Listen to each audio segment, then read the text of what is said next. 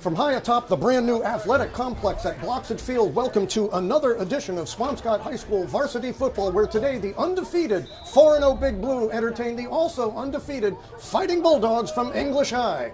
Hello everybody, Marc McHugh on the Big Blue Sports Network, along with Big Cat, Ethan Runstadler behind the camera, Mike Johnson on assignment in Tampa, Florida. Another BBSN All-Star, Doug Sutherland today doing the color. Doug, this one should be a dandy. Two undefeated teams coming in.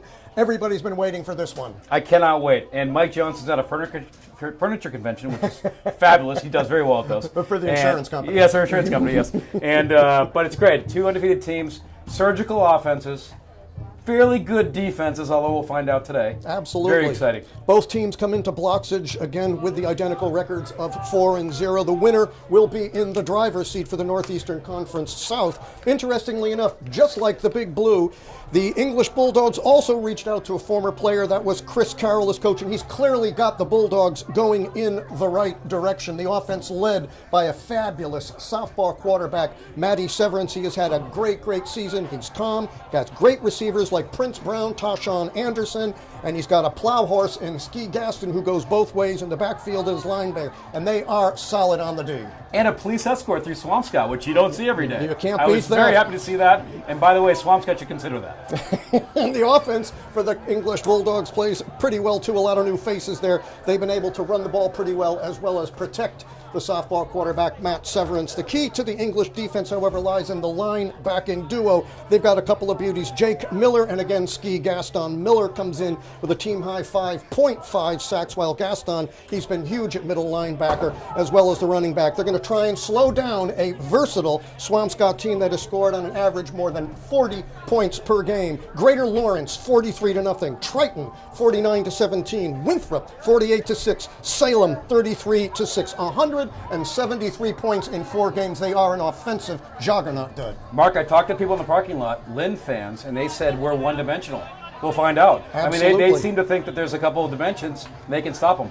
Well, it's going to be very interesting to see what the D can do against the QB, Colin Frary. He's thrown touchdown passes to at least 9 different receivers so far. And last week against Salem, let's face it, the night belonged to Big Blue senior Jake McIntyre, as the J-Bomb caught 2 TDs from Frary, as well as returning a punt for another. And if Isaiah Bascon's not slicing and dicing off of tackle for TDs, the I-man's catching him as well, as he also hauled one in at Salem from 55 yards. And joining him in the backfield, it's Dylan January, puts up points as well. And the D, they've been shut down. The Wolf, Cottaspotty, Mac Midland, Hopkins brothers, they've just been absolutely terrific on the D this year. Fantastic. And I have a feeling, with no basis to it, that this will be a tight game. I think it'll be low scoring and tight. I think you're right. And I'll tell you something too, Doug. You know, this defense, they've pretty much shut down and bottled up everybody so far. And I've got to say this, you know, coming off of what has been a very trying week nationally for this country, what with the massacre of Las Vegas, the passing of somebody who's very important to both you and I, Tom Petty. It is really great to be here today with friends, family, and Big Blue football. I have more to say about Tom Petty later on. Absolutely. The sun's out. It's a brand new field, which we'll talk about later on as well. And a lot of work's gone into this. It's a wonderful day. The teams are both 4-0. Why not? And we've got a good halftime interview with both Doug and Scott Faulkner, both of them instrumental in putting together this field that you see. That will do it for the pregame. Keep it right here on the BBSN. It's the Big Blue and you on the BBSN. Keep it here for all the first half action coming right at you. To the streams of Onward Swampscott, stolen from the University of Michigan. Onward Michigan. Wisconsin. On Wisconsin. Meyer, the Big Blue take the field on this will be the Blydell Cup, Doug. Jeff Blydell, a legend in both Swampscott, Nahant, Lynn, Chelsea, taught physical education there for years, loved both communities, loved the game, was really big in baseball. So this game, actually the winner gets the cup, the Blydell Cup. And we are just moments away from this one, and this one should be a doozy. I've been in the crowd all afternoon, and people are very excited about it from both towns. It's amazing. Yeah. And we got a beautiful day, sun's out, ready to go, brand new field. And the interesting thing too is that obviously the rivalry for the Big Blue is Marblehead, but yet English and Classical, they're just they're even closer. They're right right next door. So this has always been a very, very good game for both schools. And of course, this is a late start today. It usually happens every other year. SATs today caused this game to be pushed back to 2:30. And just briefly, we go around the dial with some scores of last night. Classical remains undefeated with a victory over at the Dr. Deering Stadium in Danvers, 28-14. Masco takes care of Peabody, 35-7. Peabody having a rough year, not Tanner's football for sure this year. Lynn Tech stays undefeated, 5-0 as they take care of Kip, 37-0. Linfield also undefeated at 5-0, 35. Manchester Essex 14. Revere finally wins one against Medford. The score 29-7. We will be at the Harry DeRusso Stadium next Friday for the Big Blue game against Revere Patriots. Archbishop Williams takes care of Fenwick 41-20. So the Archies come in and they are now 2-3. Salem gets back and bounces back with a 46-7 win over Winthrop. St. John's Prep takes care of Catholic Memorial 35-17. The Big Blue Gals, by the way, out in your old stomping grounds neck of the woods, they're playing Hoosick Valley over in Cheshire, Massachusetts. Big Blue 6-2, dropping a tough one the other day to the Marblehead Magicians, and of course Marblehead winning last night over Malden 23-6. You're talking about 6 undefeated teams so far this year. That's really quite astounding. It's unbelievable, and it's going to make the next 4 or 5 weeks incredibly exciting. And by the way, just a shout out to Mount Greylock, my alma mater.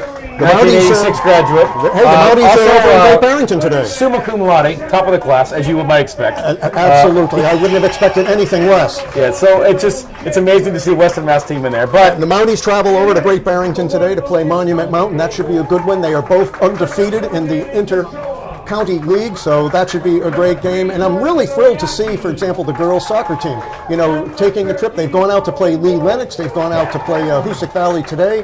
They went out Monument Mountain, as a matter of fact, opened up the field here against the girls. So, amazing. I mean, the teams are doing really well. And the boys soccer team beat Marblehead, I believe, yesterday. I think it was Dan Johnson. Did Dan Johnson got the goal? Header at the very end to score and win, which was fantastic. So the team's doing great. In all seriousness, Mike and Ann are down in Tampa, Florida. It is Parents' Weekend as they visit their son Mike, a freshman at the University of Tampa, and we wish them all the best. And Mike, of course, will be back again for the game next Friday, which will be against Revere. So we're just about ready for the start of this one. As you can hear the announcing of the starting lineups, and we'll give them to you as the game starts, so for on offense and defense. But again, this one really should be quite a game because everybody's been waiting for this to see exactly, who's going to blink here. They really haven't played anybody that has given them any trouble, and that's both schools, Swampscott especially. So, and you're looking at something like, Swampscott playing English. It's always a good game, and I think it's going to be a tough, grinded-out game as well. I think as you get this deep in the season, teams start to understand what you're doing and how you're operating. And I think we're going to find today that it won't be a shootout, that it won't be high scoring. I think it's a tight game, and I think Swampscott wins, of course. But I think it's going to be very tight. I think you learn and you see. Everything's broadcasted, everything can be seen, and these offenses are ready to go. Defenses are too. It's great. The Swampscott High School Precision Marching Band will now be playing the national anthem. Marching band in the playing of our national anthem.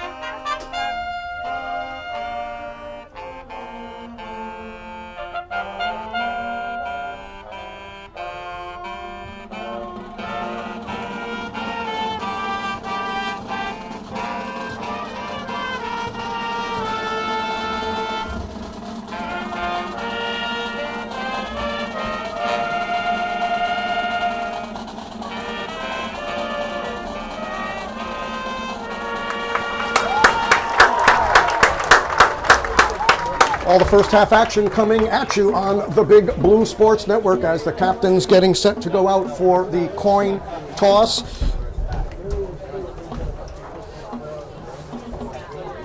National anthem done very well by the Big Blue Marching Band.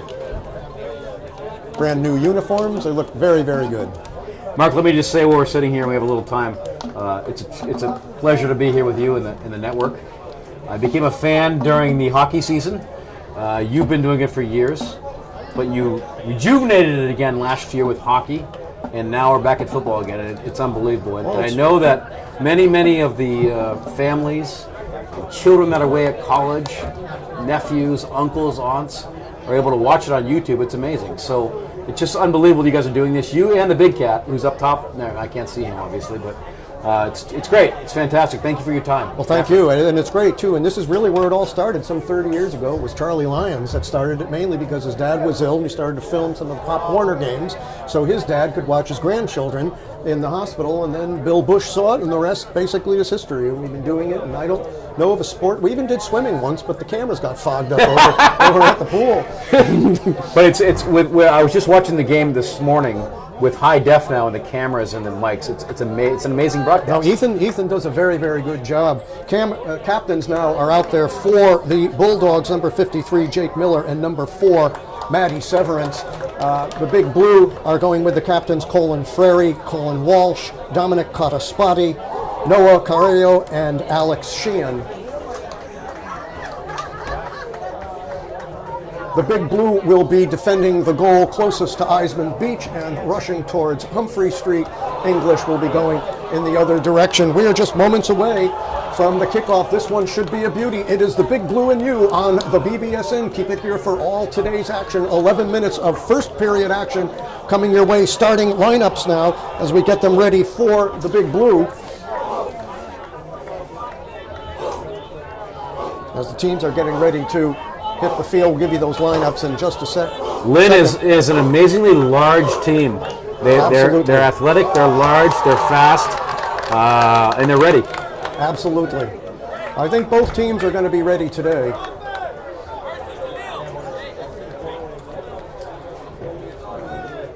And now the Swampscott team going over for just one last instruction from the coach, and they will be kicking off to the Bulldogs. The starting lineup today for the Bulldogs: at quarterback, number 4, Matty Severance. The running backs, Ski Gaston, Ishmael Bangura, Prince Brown, and Miguel Ramos. On the ends, Matthias Fowler, Kishan Anderson, Taj Perter, and Juan Avellano. The tackles, Alex Rodriguez and Emil Rossi. The guards are Jake Miller, Alex Brennis, and the center is Andy Bias. Kicking off for the Big Blue is number 8, the freshman Tom Frizzoli. Actually, Mike Johnson's been working with Tom under the direction of Coach they've been practicing a lot. They're doing very well. Back receiving for the Bulldogs, number 6 is Taj Perter, along with number 11, Prince Brown. And we are just seconds away from the game that everybody has been waiting for all season long. The English Bulldogs and the Big Blue right here at Blocksidge Field. And all set, and a squibber goes down, goes all the way down and chased into the end zone by Prince Brown. Ball will be spotted. I'm a huge fan of the squib kick. I love it. It works every time. It actually does work. It's squirted through the middle. It's fantastic. It works a lot better than most people definitely give it credit for, the squibber. So this ball being placed now smack dab on the 27-yard line. Big Blue on the D. They have on the defense Ethan Friedman, Troy Levine, Russell Hopkins, Nicky Reiser, Mac Midland in the center, Anton Vasquez. The I-man, Isaiah Bascon, the deep D. As Severance barks out the signals. Hands it off quickly and going absolutely nowhere. Say hello to the new turf. Nothing up the middle. Midland just drops. And it won't be there all day. You can tell right now it won't be there all day. Skip that play. It's not going to work again. Hurry up offense now. Midland now spread out, but he will come back into the top of your screen. Goes Mattis Fowler. And into the bottom, number 2, Keyshawn Anderson on a 2nd down and 9. 4 wideouts here, Mark. 5 wideouts here. Still trying to They're get the gonna pass. play in from the inside. Severance back to pass, looking, and it will be a little high and out of bounds. Number 11, Prince Brown, being defended by number 40, Nicky Reiser. That will bring up a 3rd down and 9. Never had a chance. Play never had a chance. Went over his head. Never had a chance on the sideline. They're going to try it again, I think. But what was?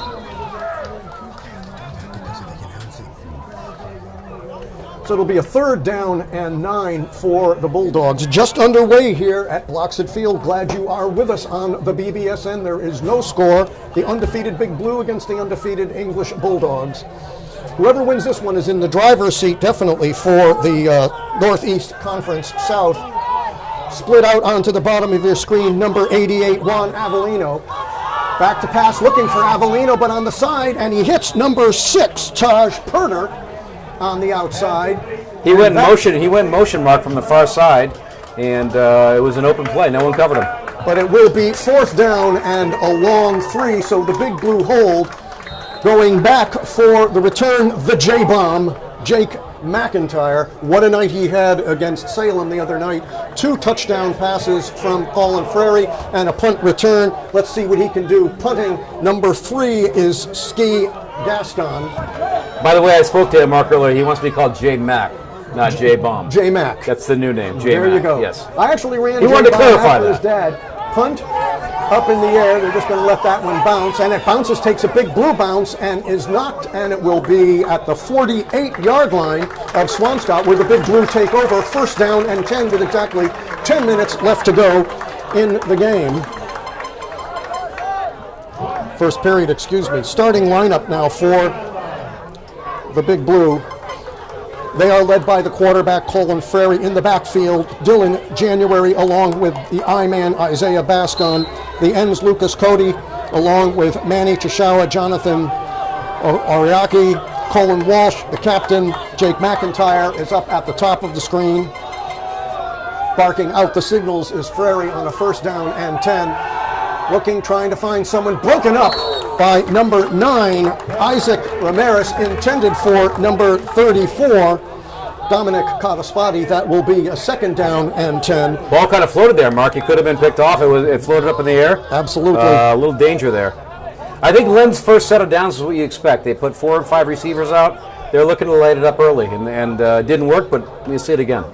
For the Big Blue at the tackle spots, Quest Tyler Lacey, along with Noah Carrero. The guards are Alex Sheehan and Mason Schultz, and the center is Jake Bartram. It is a 2nd down and 10. To the bottom of your screen is Tashawa. Up top is McIntyre. Barking out the signals is Frary. In the backfield is Bascon. Looking again to throw the ball on a wide open to number 1, Lucas Cody. He's got some running room, brings it right down to the 30-yard line, brought out of bounds by number 2, Keyshawn Anderson, along with number 3, Ski Gaston. 1st down, 10, Big Blue. Wide open. Wide open. He walked out. No one covered him. Easy play. Swampscott now trying to knock on the door at the 31. 1st down and 10, breaking out on the huddle. Jake Bartram leading out the troops. To the bottom of your screen is Tashawa. Up top, Cottaspati, along with McIntyre on a 1st and 10. Bascott in the backfield. Hand off to Isaiah, slicing, dicing through. Bascon down to about the 20 to the 19-yard line. Another 1st down for the Big Blue. Let me tell you, when this kid goes off tackle, it's like a hot knife through butter. He's got a great line in front of him, and he's got loads and loads of real estate in front, but we do have a flag on the play, and we'll see where this one is going to go. If it's I think it's holding, and I think it's coming back, Mark. Yeah, I think it is. He found the hole fast there, and we'll see. Call's coming.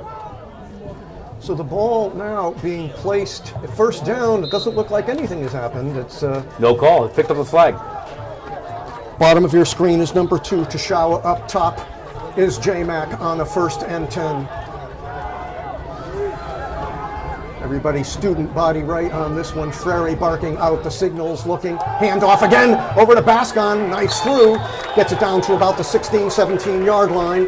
Get a gain of about 3. It'll be 2nd down and a long 7 for the Big Blue. Nice run. They covered ground here. No penalty before, which was nice, and things look good. Colin Frary coming in with the play from the sidelines. Everything on the left side, along with Cody and Tashawa and even I think the ball's going left here, Mark. I think it's going to be in the air to the left.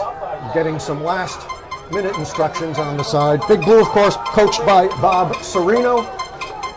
On the other side of the coin, Chris Carroll, the head coach of English. Frary now looking, takes the ball, slides down, brings it down to about the 11 or 12 yard line. It will be a short 2 yards to go for a first down. Big Blue knocking on the door and knocking quick. Broken play for 5 yards, not bad. Things look good. Crowd's filling in. Everything looks great. Nice crowd here. Beautiful, beautiful day here in Swampscott. You can't beat it. And of course, the brand new stadium. What could be better? Fantastic. It is third down and a short to Kataspati along with Cody and Joshua split to the left side. In the backfield, number 4, Dylan January. Possibly a change of direction now for Frary as he comes back. Ball is handed off to January. January looking, trying, pushing, seeing if he can get to the may not have gotten it. We'll see where the spot is. He had to go to about the 10-yard line. I would say he's a little short. And It looks that way. does look so. We'll see if they bug in. Nope, they're moving those chains, dude. They're moving those chains. So it will be a first down, and it looks as though they still have a few yards, so it's not goal to go, because we have a funny angle here. But the Big Blue... So far, Mark, that middle gap's been wide open on the run. Big Blue on a 1st and 10. 7.5 remaining in the first period. Big Blue knocking on the door. Again, it's Cody and Tashawa on the bottom of your screen. Up top is Kataspati. In motion is McIntyre. Here comes Jake. Jake looking, trying to get outside, but can't, and is bottled up on a nice defensive play by Mattis Fowler. Nice tackle. They saw it coming. You got inside. Never turn the corner. It was Severance, my mistake. Matt Severance brought him down. It will be second down now and about 15 yards to go. Possibly look for Frary to put it up in the air on this one. I would say here you pass it.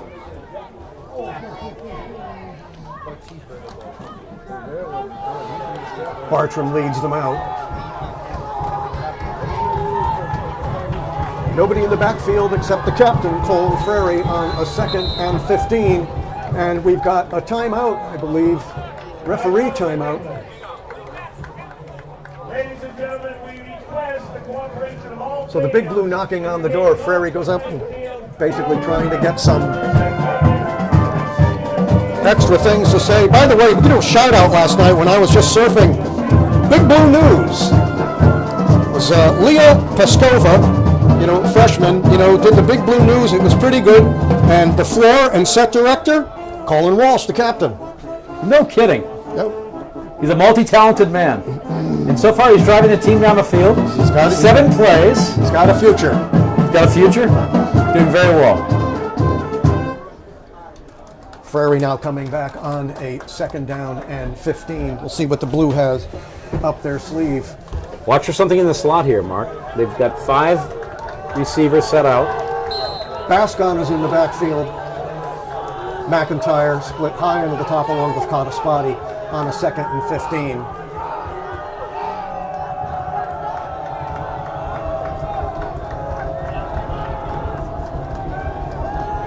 Bascon swings over to the right. Looking, swing out to Bascon, and is just off of the fingertips of Bascon, incomplete. We'll make it 3rd down and 15. He looked ahead, he saw the defender. I think he wanted to run before he had the ball. Yes, he did, and he saw what was coming and he dropped it. It's a common malady when you hear the footsteps or you see the footsteps coming. He was looking straight downfield, and there were 2 defenders coming up on him. It'll be a 3rd down and 15 for the Big Blue with 6.5 left to go in the first period. Glad you are with us on the BBSN. Marc McHugh along with Doug Sutherland, Ethan Runstadler, bringing you all the action all season long. Bertram breaks the huddle. McIntyre along with Kataspati, the Wolf, and J-Mac. Lynn having trouble here with the defense. And we've got a whistle on the play. And we'll see what this one's all about. Lynn's coach is very upset. I think it was an offsides, and he thinks it's on Swampscott. It looked like it could just be a plain timeout. I think Lynn English, I think the coach didn't like what he saw and he called the timeout. And Their defensive backs were very confused. They were jumping around at the very end. that's when you go with that quick count. Right. You know, and get that play in. Run the fast play. All right, Ferry coming back now. It's a 3rd and 15 for Swampscott. Ball is on the 16-yard line. The drive's been stalled here, Marc, at the very end. We'll see what they can do on this one. Bascon in the backfield. Up to the top is McIntyre. On the bottom is Cody. On a 3rd and 15. Ball is handed off on a swing, and here comes Tashawa. Tashawa looking into the end zone. Intercepted. That play had disaster written all over it. Just didn't work out. Intercepted by English, and English will take over at their own 20-yard line. Nice idea, just didn't work out.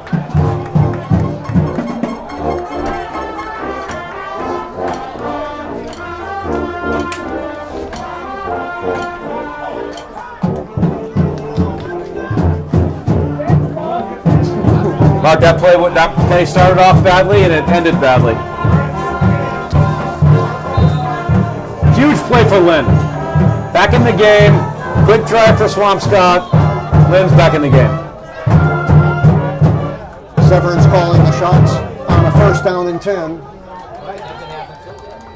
Ball is given to number 34, Jose Matul. Matul gains possibly about 5 yards.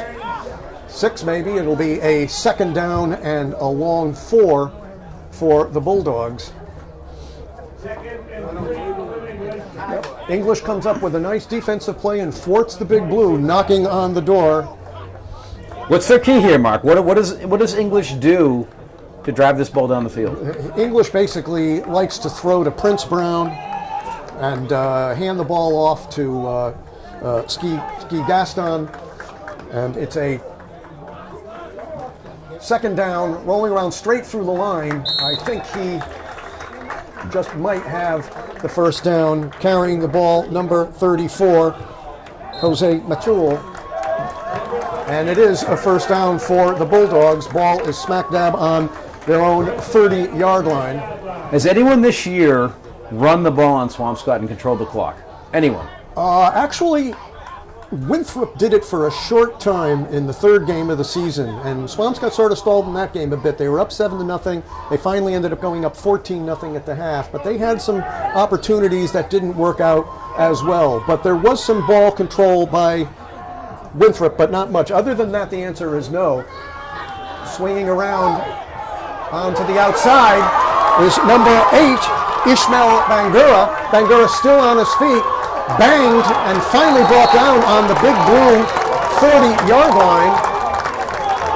In on the hit was Kataspati, number 34, along with Dylan January, but not before number 8, Ishmael Bangura, gets a 1st down and brings it into Big Blue territory on the Swampscott 40-yard line. In the backfield again is Matul.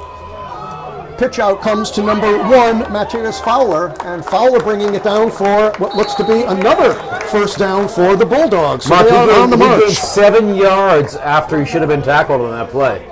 He turned around, he stuttered, and he gained 7 more yards. They are just short of the 1st down. It is 2nd down, and nope, they are moving. It's a 1st down for the Bulldogs on the 30-yard line of the Big Blue. Severance coming in with the play from Chris Carroll. 4 minutes left to go in the first period. No score. The Bulldogs marching, however, knocking on the door. Tight offense. Sky Gaston, number 3, in motion. Gets the ball coming to the right-hand side, looking. Trying to turn the corner and gets knocked out of bounds at about the 25-24 yard line. They're running it, Mark, off tackle. They're, as you said, tight formation, off tackle, no receivers. It's pretty clear what they're doing. And hopefully Swampscott adjusts. It'll be 2nd down and 4. English with the ball on the Swampscott 23-yard line. Sutherland coming in with the play. Swampscott looking to adjust on the D. Looking to hold them. But good ball movement so far on the part of the Bulldogs on this set of downs. Great ball movement, no risk, great ball movement. Very, very tight offensive package here, too. In the backfield, number 34 is Hote. McHugh in motion, number 8, Ishmael Bangura. Ball is handed off to number, and he kept it, Severance, and he brings it down to roughly the 22-yard line and a 1st down. So English in motion. It's good old-fashioned football, isn't it? Straight up, run the blocking ball and up the middle. tackling. Right. That is what wins games for you. Blocking and tackling. Run the clock and run it straight up the middle. That's what they're doing. It's amazing. Swampscott looking to batten down the hatches on D here. 1st down and 10 for the Bulldogs here. With about 3.5 left to go in the first period. The backfield is Matul in motion. Comes number 3, Gaston. And he's still on his feet, plowing through, bringing it down to about a little past the 10-yard line. 3 missed tackles. They're running it straight down our throat. It's amazing. They have to shore up the middle here and stop it because it's the same play every time. 2nd down and a long 3 for the Bulldogs. Coming in with the play, number 22, Miguel Ramos, on a 2nd down and 3, excuse me. Ball is on the 10-yard line. Well, the Big Blue have to come up very, very big if they want to keep the Bulldogs off the board. In the backfield, number 3, Ski Gaston. And it's a keeper. Severance looking as though he's got the 1st down and does. Referee gives the motion to the sidelines to move the chains, and it is now a 1st and goal with the ball on the 6-yard line. Nothing tricky for Lynn, right? I mean, straight up the middle. Just straight down your gut football. 2 quarterback keepers in a row.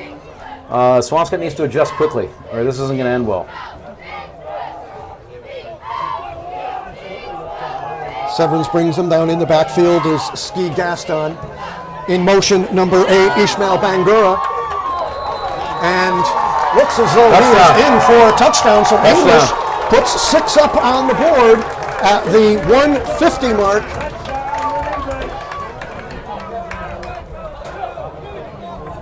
Good old-fashioned hard-nosed football there, Mark. 6-0 English on top. A very atypical scene right now The for the Swampscott Big Blue. fans are stunned. The crowd is quiet. The sun's gone away. It's dark. Everything's good. And we'll see whether or not they go, the kicker, whether they're going to go for 2. Severance comes in with the play.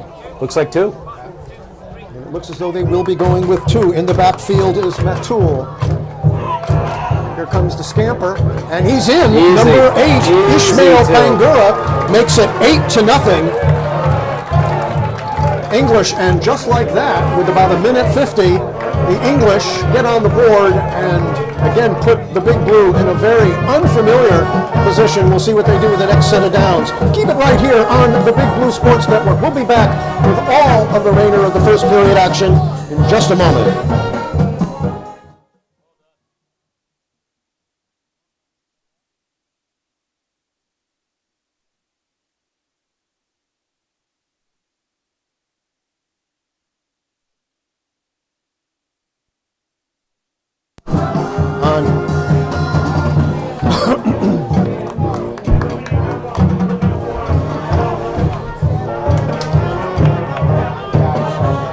Mark, Lynn has to be very excited about that drive. Absolutely. 7 plays, all runs, no passes, straight straight up the middle. They look great on it too.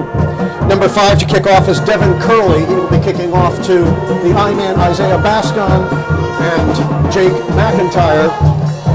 See if one of the speedsters can get a hold of this ball and dash down the sidelines, do some damage for the Big Blue. 1:50 left to go, first period, 8-0, English on top of Swampscott.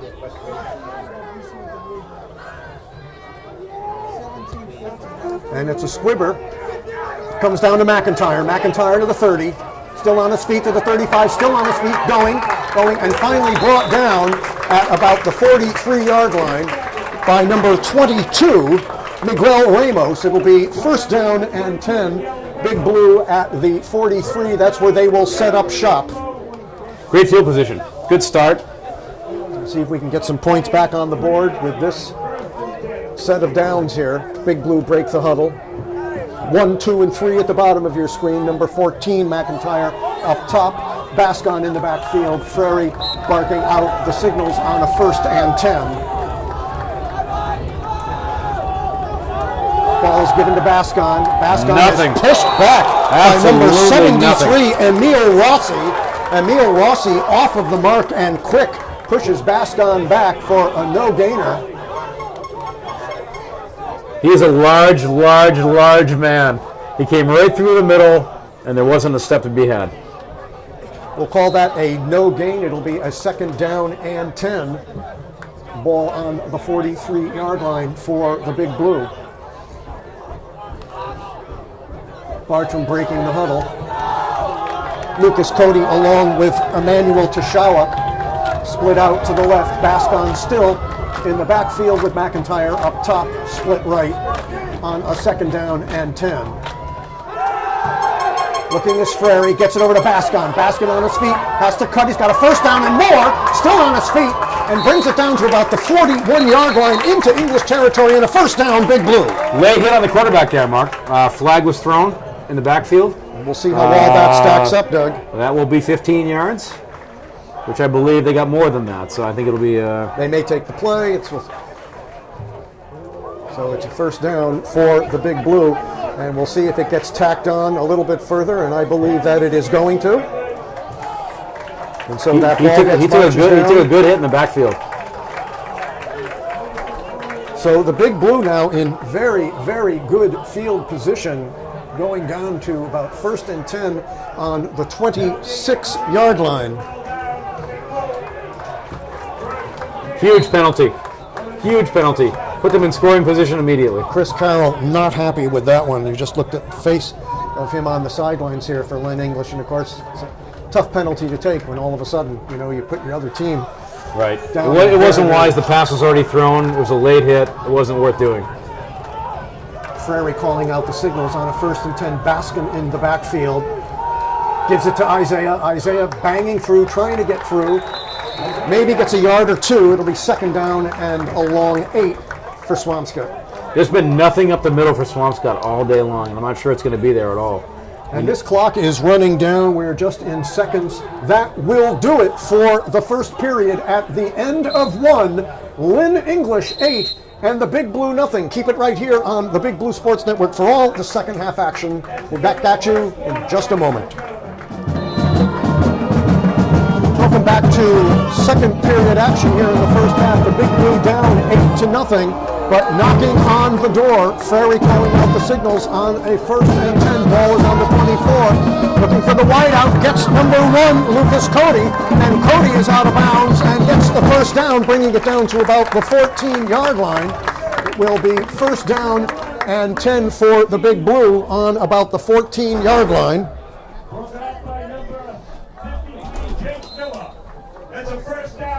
Jake Miller in on the tackle. Big Blue get the first down.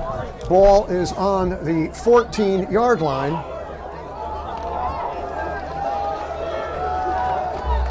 Down to the bottom comes Kataspati along with J-Mac, joined by Cody. Bascon in the backfield, barking out the signals, is Frary on a first down and 10.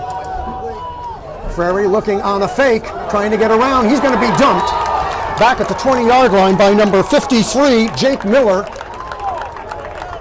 Also in on the tackle was number 8, Ishmael Bangura. So it'll be a second down and what looks to be about 15, a long 15, maybe 16 yards for the Big Blue. Not what they wanted to have happen. Mark, just having some words with the crowd during the break, and people are very concerned about the run up the middle.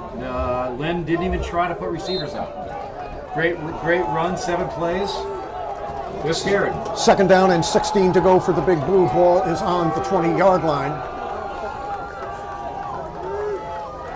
Ferry with the ball, looking, has Bascon, and Bascon nailed, brings it back to the original line of scrimmage where it will be a third down and 10 from the 15.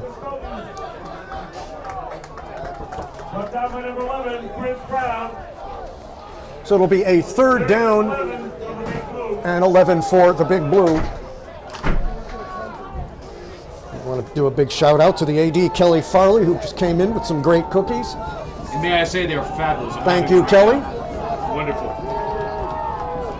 Ball on the 15. Ferry back to pass, looking right down, and it's in and out of the hands of number 34, the Wolf. Dom caught a spotty, which will bring up a fourth down, and we'll see exactly what the Big Blue do. And coming in is the kicker, number 8, the freshman, Tom Frizzoli. Trained by Mike Johnson. Understudy. And Mike, if you're watching, this is your chance right here to be in glory. Easy kick, no wind. Right up the middle. The ball will be at the 23-yard line. It will be a 30-yard attempt for the Big Blue. The ball is up, and it is just wide. It is wide left. You could see it just glaze over onto the near goal post. English will take over the ball. First down and 10. And may I say that Mike Johnson's days as kicker trainer are over, as of today. That's the last day of training. Next time, Frizzoli definitely will split the uprights. It will be a first down and 10 for English. They have the ball on their own 15-yard line, bringing in the play, number 52, Ryan Dewan, the freshman. Their defensive backs are playing very tight. We're getting nothing on the passes, nothing on the runs. The funny thing is they're not really throwing the ball all that much. They're just running, so you don't really see either Luke Cody along with Isaiah Bascon, doing very much on the D. But this is a first and 10. In the backfield is Jose Matul. Ball on the 15-yard line. Calling out the signals is softball quarterback Matty Severance. The pitch comes this time all the way moving. And knocked down onto the play is number 8, Ishmael Bangura.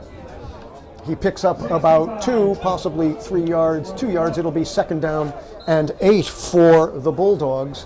Big Blue looking to hold, and in a big way here. Same equation for Lynn. Run it up the middle, part the tackles, and run it up the middle. Second period, glad you are with us on the Big Blue Sports Network. English out in front, 8-0 on a touchdown by Ishmael Bangura at the 150 mark of the first period. He also went in for the 2 points. That's where we've got the 8. Handoff now coming, and running the ball is Miguel Ramos, brought down by number 40, Nick Reiser, along with number 1, Luke Cody.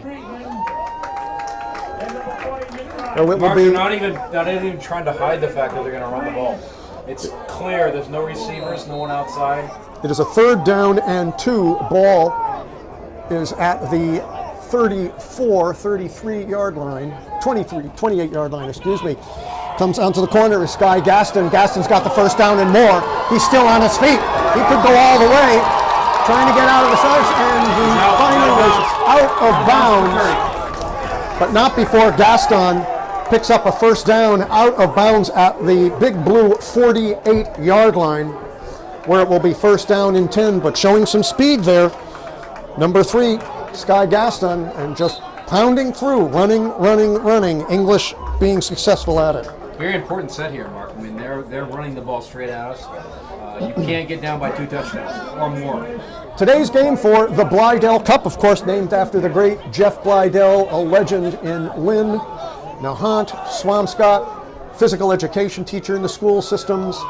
Pitchback now comes to number 22, On the plate, Miguel Ramos bottled up for a gain of maybe 2 yards. It will be 2nd down and 8. But again, Blydell passing away a couple of years ago, a big loss. And of course, Coach Carroll, who was Blydell's coaching helper as well on the baseball team of the Northeast Phillies, a big tradition over in Lynn. Sorely missed. So today is for the Blydell Cup. And we know, Jeff, you're up there, you're watching. Mark, is there an actual cup? I believe there is. There is, yes. okay. I'd like to see the actual cup as well, so I'm very excited. 2nd down and 8. Ball is handed off to number 11, Prince Brown. Prince Brown, trying to get around to the corner, is knocked out of bounds by number 4, Dylan January, but not before Prince Brown scampers to the 35-yard line and makes it a 1st down and 10 English. And again, looking like they're knocking a bit on the door, Doug. Prince is on the kickoff team. He's a receiver. He's a running back. The man's all world. Prince has had an incredible season so far, catching the ball from Matty Severance.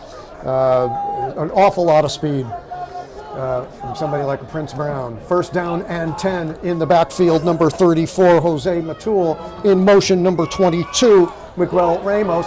Ball is handed off to number 8, Ishmael Bangura. Bangura slices off of the left side, brought down by Isaiah Bascon. 2nd down and 2.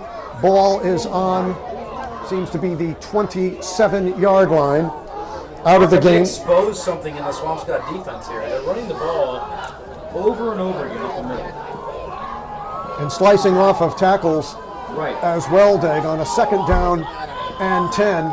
In motion is Ski Gaston. Gaston with the ball, being pursued and brought down by the Wolf, caught a spotty, but not before Gaston comes up with the 1st down, brings it all the way down to the big blue 20-yard line, where it will be 1st down and 10 for the Fighting Bulldogs of Lynn English. It's been no less than 5 or 7 yards on every single carry. Something has to be done here. Swampscott's got to shore it up. 6 minutes left to go in this, the 1st half. The Bulldogs up 8-0 and knocking on the door. 1st down and 10. English on the 20-yard line. Calling out the signals is Severance. Ball comes over to number 8, Ishmael Bangura, and bottled up big time by number 55, Alex Sheehan. Good tackle. Finally a stop. Bascon comes out. Number 3, Oriaki comes in on a 2nd down and 10. We'll call that a no gain. Also out of the game, Ishmael Bangura for the English Bulldogs. The huddle is broken. Very tight on the top of your screen. Number 22, Miguel Ramos. Nobody split on the other side. Ski Gaston. In motion, it's Gaston going right, and Gaston is not. Good tackle. Good tackle on the outside. Taken down by number, we can just get the, taken down by, looks like number 55, Alex Sheehan. And it will be 3rd down and 9 to go. Little adjustment there, Mark. They made an adjustment on the outside. Twice in a row, actually. They stopped him on the running play. They made the adjustment to the outside and stopped him twice. So Lynn's going to have to pass here. All important 3rd down and 9. Split to the top of your screen is Prince Brown. To the bottom comes number 88, Juan Avellino, along with number 2, Tyshawn Anderson. On a 3rd and 9, in motion goes Matthias Fowler. Baskin looking. Throwing into the end zone. Touchdown, English! A 19-yard pass. English ended up getting the TD, number 88, Juan Avellino. And just like that, another 6 goes up, and it is 14-0 at the 4:19 mark. Mark, he rolled outside, he found the opening, the receiver got outside of our defender, and it was an easy touchdown. Swampscott's in trouble. They're going to kick it here. And number 5, Devon Curley, the senior, wide receiver as well as backup quarterback. Holding will be Matthias Fowler. This for the extra point. Snap is back down, the kick is up, splits the uprights, and good. And with 4:19 left to go in the 1st half, it is 15 for the English, the Big Blue yet to score. So a few surprises here on the part of the English Bulldogs, and as you say, maybe exposing some of the things that undoubtedly the coaching staff is going to start working on. I think they're exposing some of our defensive plays, but certainly their defense looks very good too. And let's not forget too, Doug, the Big Blue have been knocking on the door twice, if not 3 times. They just couldn't get in. They were stopped down here on a penalty. The field goal went wide, but they have. It's not as if their offense has been completely slowed down to nothing. You're absolutely right. But they're two different kinds of offenses. We're seeing a stuff run on one side and a wide out throw on the other side. So it's a very different game. I think Lynn feels like they have the equation. It's going well so far. Back to receive number 14, Jake McIntyre, along with the I-man number 7, Isaiah Bascon, to kick the ball. Number 5, Devon Curley, 4:19 to go first half. And English up 15-0 over the Big Blue. Swampscott definitely needing to get onto the board here before the end of this first half to put up some type of points, make a statement, and come out. They will be kicking the ball away in the second half too. So again, if we can get some points up, that would be a plus. Curley getting ready to boot it away.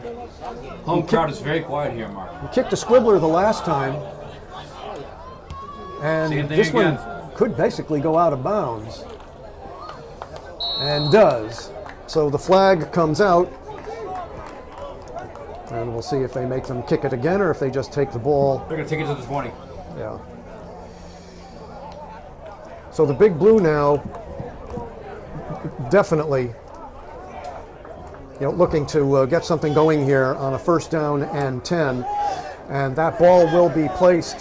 So they are going to kick again. All right. So Curley is going to kick it again, and actually, if I was the Big Blue, that's what I'd want. Yes. Try and give a chance. You need a spark here. You need something to happen. Either give a chance to the I-man or the J-Mac to get something going and bring you up to the field. Because this is now the third kick. I mean, he's done squibblers. There's no reason to think that he would not do another one of the same type. So Curley putting it back on the 35-yard line. We're kicking it again. Back again is Bascon and McIntyre. Secondary. In front of them is Reiser along with number 4, Dylan January. So far today, Mark, McIntyre's been very quiet. Big Blue need to explode. Second half, definitely need to come to call. Devin Curley, another squibbler, and this one again can go out of bounds and does. And that's one of the tough things as far as a squibbler call like that, because what he's doing is it's not as if it's an end over end and bouncing down. It's basically spiraling down, and it's just a typical force is just going to go out. Just I think this time they play the penalty and give them the yards. Sheer physics. Yes. Both times that ball's going to go out of bounds. We'll see exactly where they place the ball. They're going to kick it again.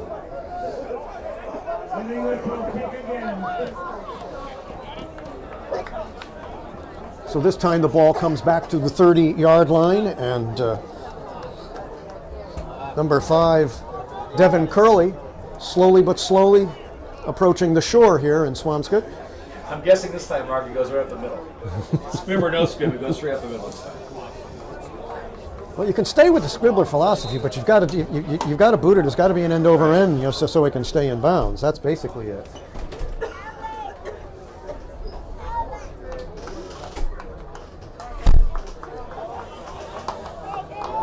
English set to kick it off.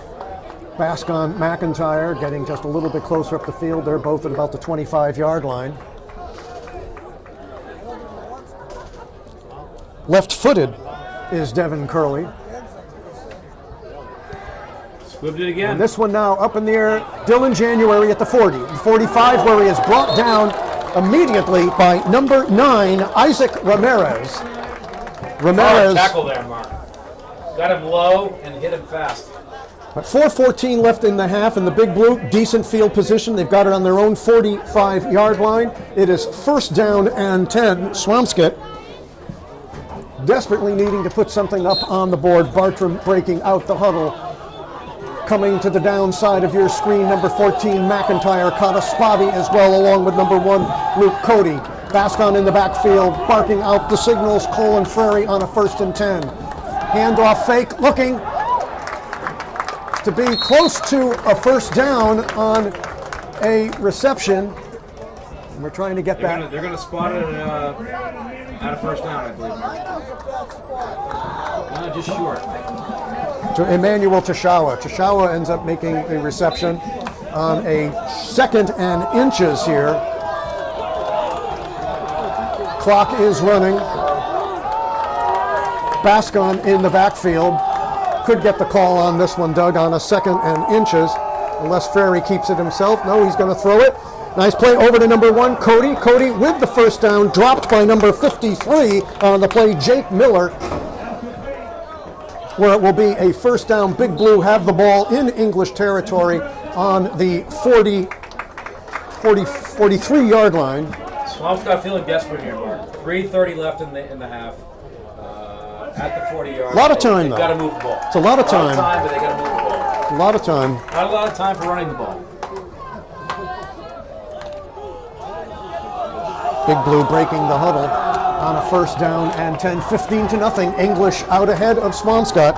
Swampscott in a very unfamiliar position so far this season. Student body left up top, looking as Frary, trying to find someone. The ball is thrown in the ground, intended for number 7, Isaiah Bascon, incomplete. It will bring up a 2nd down and 10.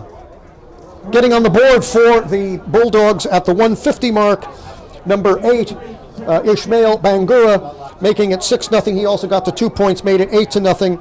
And then on a great touchdown pass, Juan Avellino, a 19-yard pass from Severance at the 4:19 mark, made it 13-0.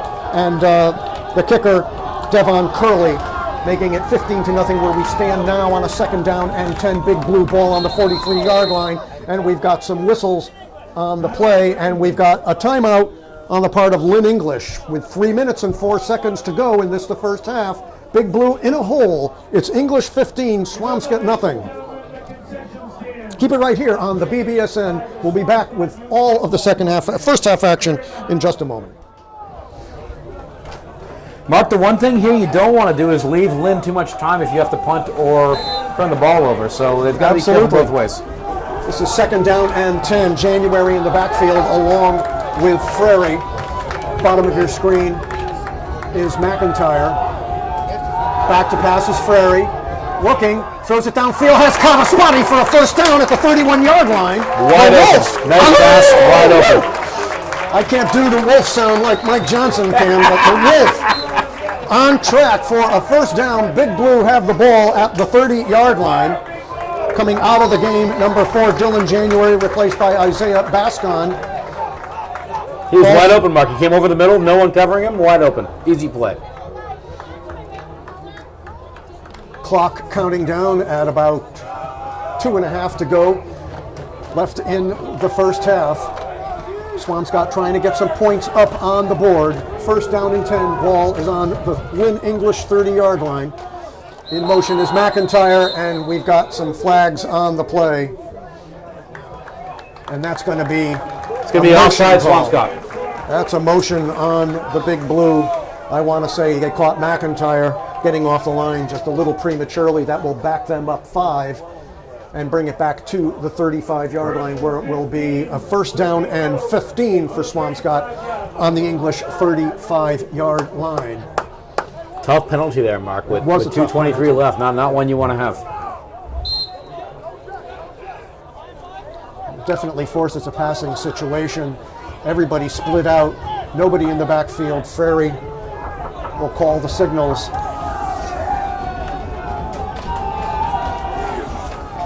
It's a first down and 15.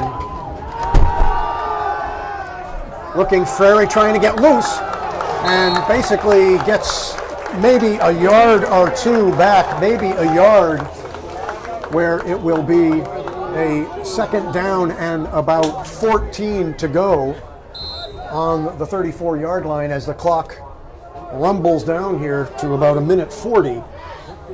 Broken play there. He tried to make something of it. Nothing there. Defense covered, and on they go. And I'll tell you, too, the defense is fast off the line for English. One of the guys that just keeps coming in all the time that gives you fits, number 53, the linebacker, Jake Miller. He's been good all day. All day. 2nd and 14. In the backfield is Bascon. Looking, trying to find Bascon, in and out of the hands. Defended by number 9, Isaac Ramirez. It will bring up a 3rd down and 14. Late hit there on the quarterback, Mark, but no flag.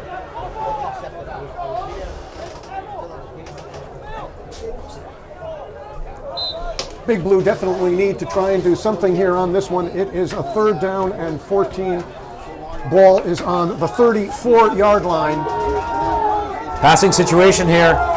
In the backfield is Bascon along with Frary. To the bottom of your screen is McIntyre. And up top, number 2, Tashawa. On a 3rd and 14. Frary back to pass. Looking over the middle. Oh, in and out of the hands of the Wolf. Kadaspati had the 1st down. It will bring up a 4th and 14. And a heartbreaker there. Pass was there. Kadaspati getting hit just at the right time by number 2, Tyshawn Anderson. And that's basically now, it will bring a 4th down and a long road to hoe for the Big Blue. 14 yards. We'll see what they do. It's about the 3rd time today, Mark, that someone's looked down the field and saw the defender and dropped the ball. And the same thing happened again. He looked down, he saw the guy coming, and dropped the ball. Here we go. 4th and 14. 1:07 left to go. Big Blue going to go for it. Calling out the signals is Frary. Bascon in the backfield. J-Mac to the bottom of your screen. Back to pass is Frary. Frary looking, trying. He's bottled up. And he's smothered down, brought down by number 67, Jordan Garcia, along with number 73, Emil Rossi. And the English Bulldogs hold the Big Blue with just under a minute left to go. And not in snazziest field position, but decent field position at the 35-yard line as Severance comes out.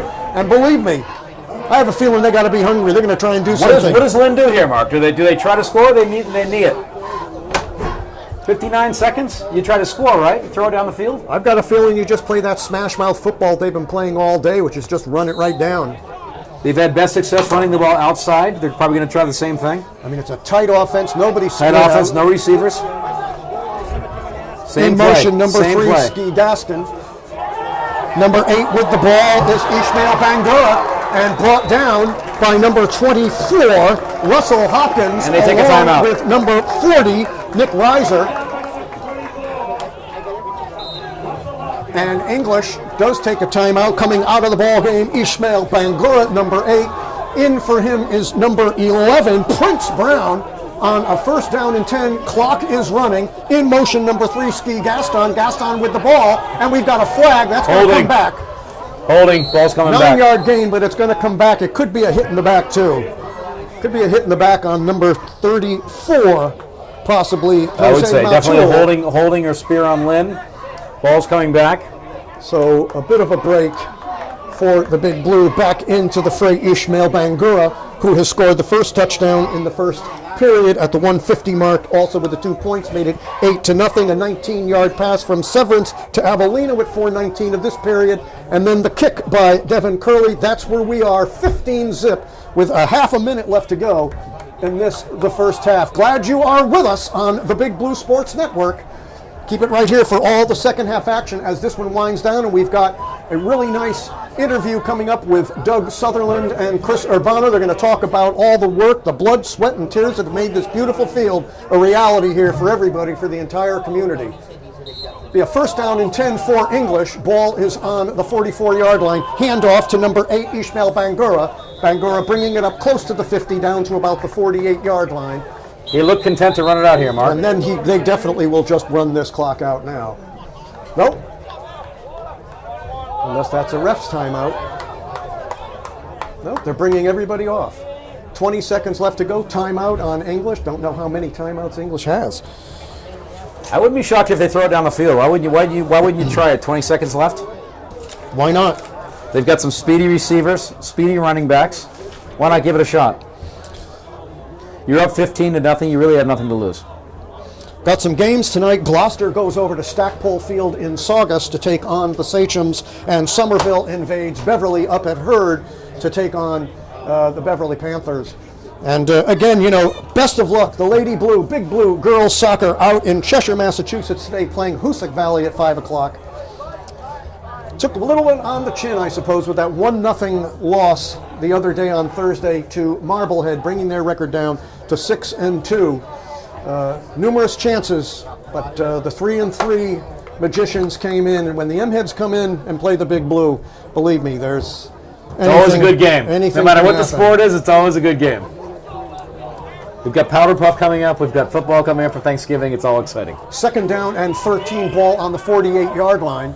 In motion, number 11 is Prince Brown. Brown with the ball coming left, trying to turn the corner. A little bit of speed, knocked out of bounds by number 16, Gran Inzana, but not before Prince Brown brings the ball up to about the 35-yard line of the Big Blue, and 1st down with 13 seconds left to go in the half. You can't afford a field goal here, Mark. You can't let this happen. You've got to stack it up and stop it from happening now. In motion, number 22 is Miguel Ramos. Back to pass, throwing a ball Wide open. Touchdown. Number 11, Prince Brown, touchdown, a 35-yard bomb by Matt Severance to Prince Brown, and this thing now has become 21-0. Unbelievable, Mark. He was wide open. No one within 20 yards of him. Unreal. Quarterback saw it, put it in his hands. Haven't thrown the ball since 4 minutes in the first period. Completely stun-gunned the Big Blue on that one. Prince Brown showing the speed. Severance, the sophomore quarterback, threading the needle for 35 yards. And with 6 seconds left to go in this one, we stand at 21-0 English. Number 5, Devon Curley, coming in to attempt. They're going to go for 2 here, I think, Mark. Devon Curley is out there. I would imagine Curley will kick it along with, and Matty's Fowler is out there to hold. So I would think they would go for the 1, but they're already up 3 touchdowns. So we'll see now. Something is coming back. They are penalized. Maybe too much exuberation after too many touchdowns. That's it. Too many touchdowns.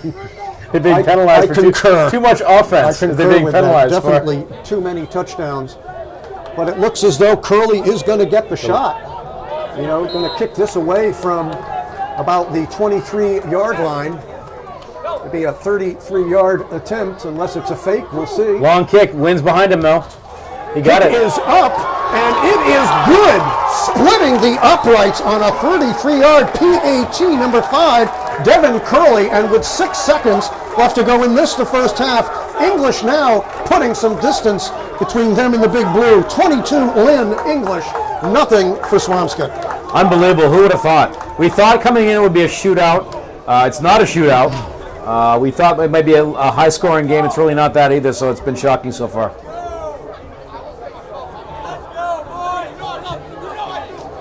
Lynn English, they are right in front of us, just as thrilled as you could possibly imagine a bunch of high school kids could be. Coaches are happy, crowd's happy, Swampscott's not happy. Emmanuel Tashawa, along with number 14, Jake McIntyre, back to receive the kickoff from number 5, Devon Curley, with 6 seconds left to go in this one. And mercifully, this mercifully is right, and this will be a squib kick again, and it'll give you a chance to handle it. I was ready to call it over 10 minutes ago, Doug. I mean, and it just dragged out. The English really played at the strategy that they did was brilliant. That was about as ugly as it gets in the last 10 minutes. But here we go. Devon Curley getting ready to kick the ball off. And Swampscott now, a lot to talk about in that locker room. I can only imagine Bobby Serino will certainly have an awful lot to say to the troops. I would start by talking about how you score 27 points fast. That'll be my first topic. And a kick comes down to McIntyre. McIntyre at the 20, up to the 25. He's being chased down. McIntyre trying to turn the corner but cannot. McIntyre is brought down by number 3, Ski Gaston, and that will do it. At the end of the first half, the Fighting Bulldogs from Lynn English 22 and the Big Blue nothing. Keep it right here for all the second half action on the Big Blue Sports Network coming straight at you. A great interview with Doug Sutherland and Chris Urbano. Keep it here again on the BBSN. We'll be back for all the second half action in just a moment. I am joined by Chris Urbano, one of the, what I would consider the godfathers of the turf field project. We are sitting here, obviously it's 22-0 Lynn English, which isn't very exciting for any of us, but Chris was nice enough to join us and talk to us about the field, the history, the fundraising, the fans, the town, everything that we've gone through all the way through. Chris, how are you? Good, thanks. How are you? I'm sorry about the Good to be here. slamming doors in the background. Good to have you. Obviously wish the score was a little better, but what can you do? It's the first time I've been here where we've been losing. Yes. So if we can keep a streak like that, where we can go a month and a half winning and once in a while losing, who's going to complain about that? What is your take on that first half? Well, from what I saw, they're getting out-muscled. Swampscott's played some out-of-division games recently, and I guess sort of like college, they have those warm-up games. Feel good about themselves, build some confidence, but at the same time, now you're hitting a real team, and it's showing.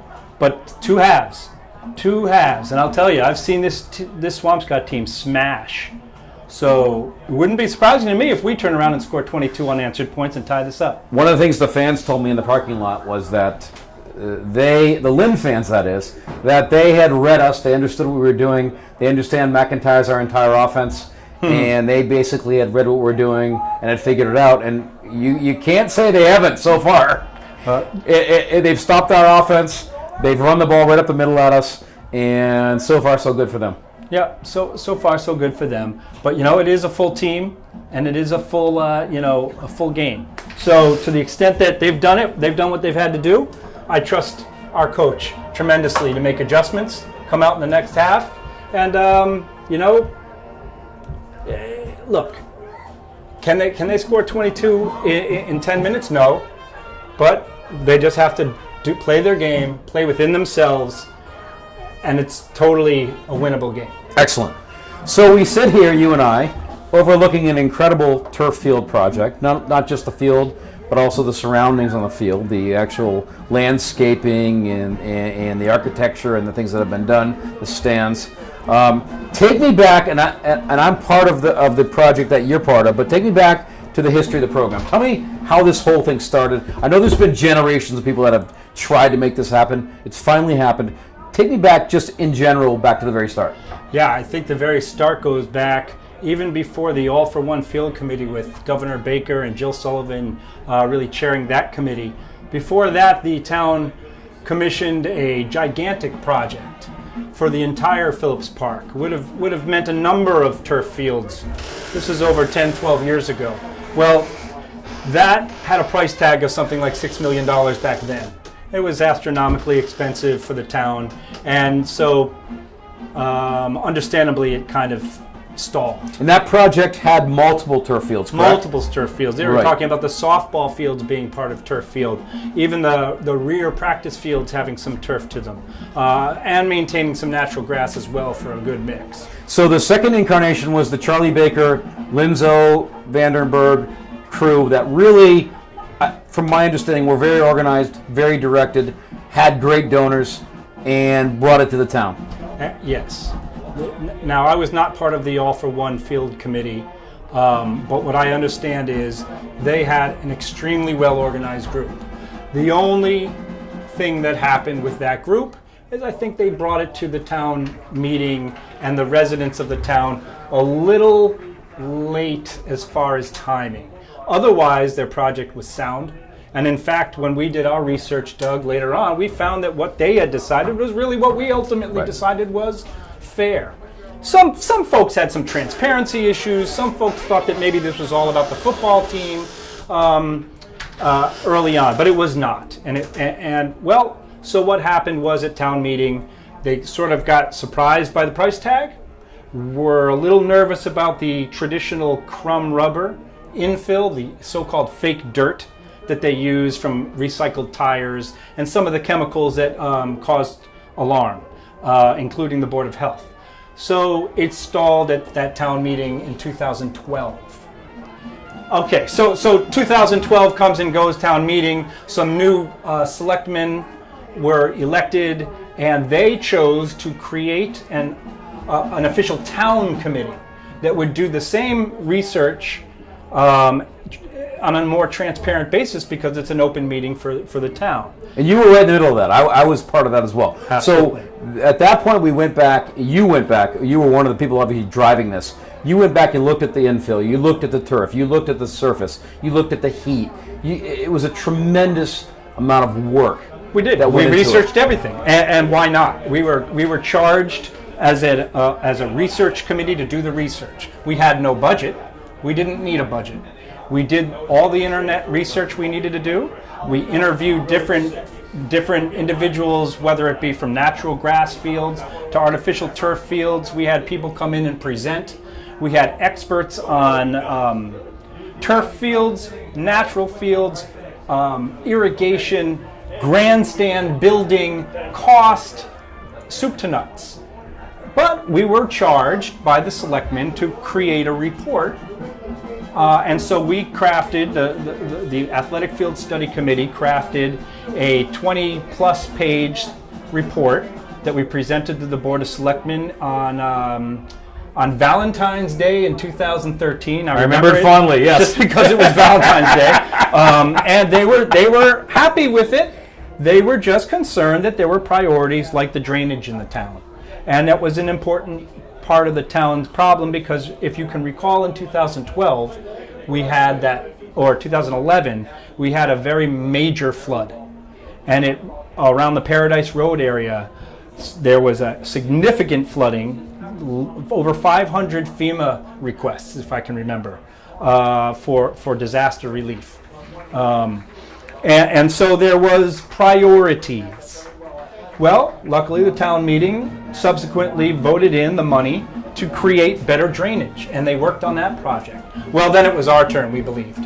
And we went around on a huge campaign to try to rally the troops, try to encourage the town to understand that this was a very worthy project. So in 2013, we created the All Blue Foundation, a nonprofit group that has its fiscal agent as Essex County Community Foundation. Which happened as a result of the town committee ending, correct? Correct. The town committee, the research committee was over, and we decided at that point that we could go forward and raise money and do this project. Absolutely. So what we did was we fulfilled our charge, and we presented to town meeting in 2013. We did not want to vote then. The drainage issue, and we just felt like the town still wasn't ready. So what we did was we did additional research, created a nonprofit, wanted to create a private-public partnership so that it wasn't just us asking the town for money. We would actually pony up our own money, and we did significant fundraising. And then we went to town meeting, if you want to fast forward for time, to around 2015. Right. We by that point had the Board of Health on board because we refused to use crumb rubber, the infill that created a lot of hesitation on a lot of folks. What we proposed was an EnviroFill or its equivalent, which is what we have in here right now. The pretend dirt of this field is GeoFill. It's a coconut husk and cork blend, cooler than crumb rubber and safer. So 2015 comes around, we got our votes. The Finance Committee demanded that we raise $300,000, which we did in 6 months. And then, mercifully, we got all the votes, and we were able to fund the field. It started with the help of Gino Cresta's town committee, Chris Huntress doing a phenomenal job designing it, building it, overseeing it with the various construction companies, Quirk among them. And now we're staring out here at the marching band going off of a beautiful, beautiful project. We're down to 2 minutes. A couple things. Let's thank some people quick because it's important. Absolutely. We've got to thank the people. Obviously, the town, the people of the town, the All Blue, the selectmen. Whom else? Give me some more people. We've got the school committee, the Board of Health, the planning committee, the planning board. We have the capital improvements committee, etc. Thank you for all the generous donors, some of whom want to stay anonymous. So for All Blue Foundation, everyone who has ever donated to All Blue, big or small, we absolutely thank you. Needed every bit of it. Every bit of it. So what now? What do we do now? Now we switch it over to Marc, McHugh, go back to the game. How do I give to this thing? How do I give money? What do I do? Go to allbluefoundation.org. Please do. We still need our light towers, and we're hoping to get money to do it. Chris, pleasure to have you. Thanks for coming. Take care. Appreciate it. Welcome back to second half action here on the Big Blue Sports Network. This one so far not going well for the Big Blue, 22-0. English starting out in the first period, 8-0. Number 8, Ishmael Bangura, bangs it in to make it 6-0, gets the 2 points, makes it 8-0. Maddie Severance then hits Avellino for a 19-yard bomb. 4:19 left to go in the second period, made it 14-0, and then completely lulling the Blue to sleep on a 35-yard bomb from Matt Severance to Prince Brown. And that's where we stand. Curley makes the kick, and it's 22-0. I'd love to have been a fly on the wall, okay, for what was said in the room with Bob Serino and the troops, because the Big Blue definitely have to get something in gear here to get back into this ball game and get in gear quick, and they're kicking it off. Mark, nothing happening here. I mean, Swampscott's 5-yard passes and outside plays are going to have to change. We're going to have to do something quick here. Use McIntyre, use your speed guys, make something happen quick, because you're down 22-0. This game's going to go fast. I think you've got to open up some holes for players like Bascon, January, maybe try and throw it a little bit over the middle. We'll see for the most part what happens here as we get set for all the second half action. Glad you are with us on the Big Blue Sports Network, and the Big Blue actually are getting the ball at my era. So Curley gets set to kick off. Number 14 is back. Jake McIntyre along with number 2, Emmanuel Tashawa. So the Big Blue will get the ball. They will be going towards Humphrey Street, defending the goal towards Eisman Beach. Mark, you think same plan for Lynn? Run the ball? I wouldn't see Inside, why they would outside? change. Right. I wouldn't see why they would change. They were completely successful and somewhat dominant with it in the first half. Exactly. I wouldn't change that at all. You're up 22-0. Do exactly what you did. Left-footed Curley getting set to kick this one off to start the second half action. Another squibbler, bounces, rolls, picked up by McIntyre. McIntyre trying to be hemmed in, and is by number 6, Taj Purder. Purder brings him down along with a little help from number 57, Ryan Bursey. That's where the Big Blue will take over on the 27-yard line. It will be first down and 10 for Swampscott. It'll be interesting, Mark, to see here how they change their offense. If they do something different, if they adjust at halftime, they're going to have to. Coming to the top of your screen is Kataspati along with McIntyre. On the bottom is Tashawa along with Luke Cody on a first and 10. In the backfield is number 4, Dylan January. Frary with the ball, hands it off to January, slicing, knifing, gets it up to about the 29-yard line. Looked like he gained a lot more than he did. We're talking about a gain of maybe a yard and a half or two. It'll be second down and 8 to go for Swampscott. Comes from a long baseball family, and here he is out here playing football. Alex Brennis coming out of the game for the English Bulldogs and being replaced by number 68, Donald Fomben, on a second down. And let's call it a long 7 for Swampscott. Calling out the signals is Frary, back to pass, looking, trying to find someone, instead takes the ball, runs. Kicking's got the first down and more, up to about the 43-44 yard line goes Colin Frary, but not before he gets a first down. Nice run there. Nice run. That may be the equation right now, is to look for that run every time. The interesting thing though, Doug, all the receivers were bottled up. They were. I saw that. English had him. Number 17 doing a great job on the D is Seth Lakindo. Along with number 4, Maddie Severance is out there, and of course number 2, Tarshawn Anderson, on a first and 10 Big Blue ball on the 43-yard line. Calling out the signals is Frary. Fading back to pass, looking, going deep, and incomplete. Intended for number 2, Emmanuel Tashawa, being guarded by Seth Lakindo. It will be second down and 10. Tashawa got tripped up a little bit on the foot of Oquendo, but there good, was good coverage downfield. Ball Absolutely. wasn't close, wasn't playable at all, but good coverage downfield.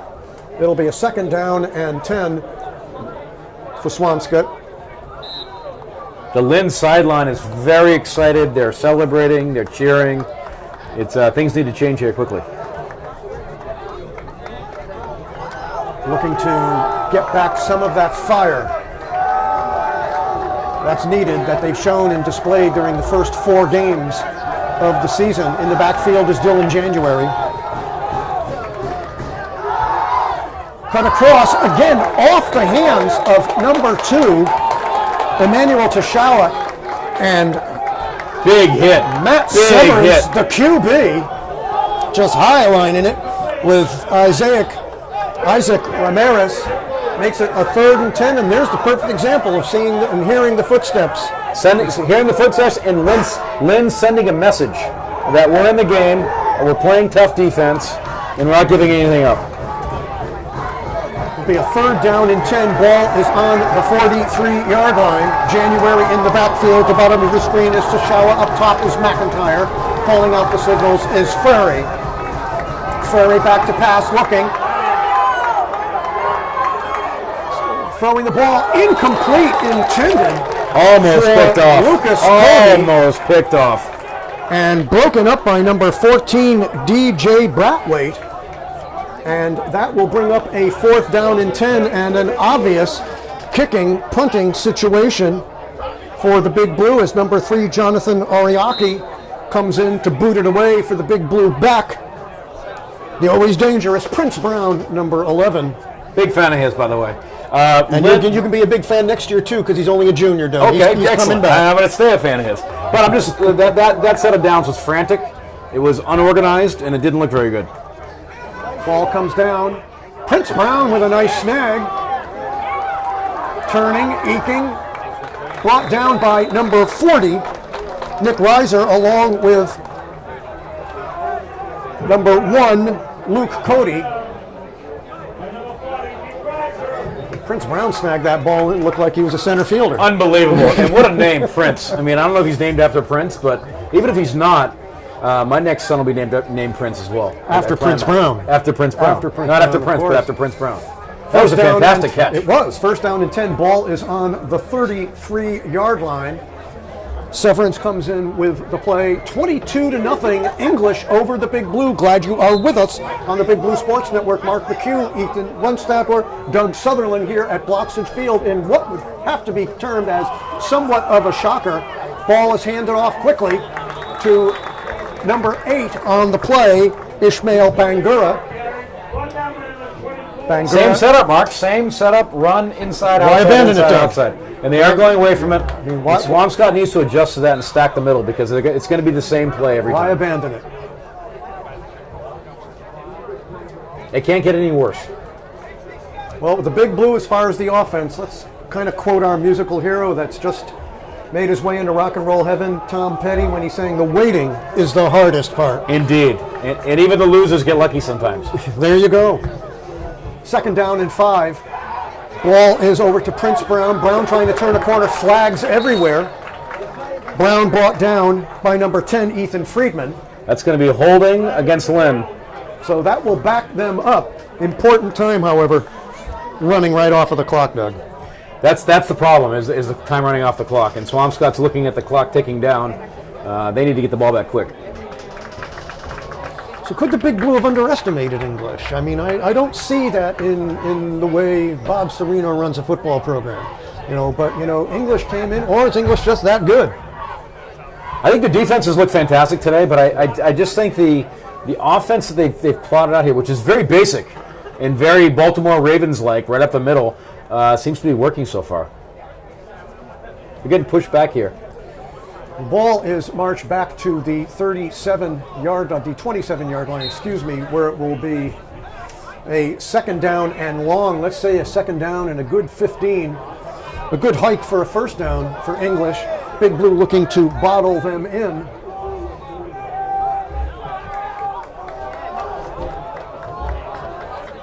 Tight offensive package again. In motion, number 3, Ski Gaston.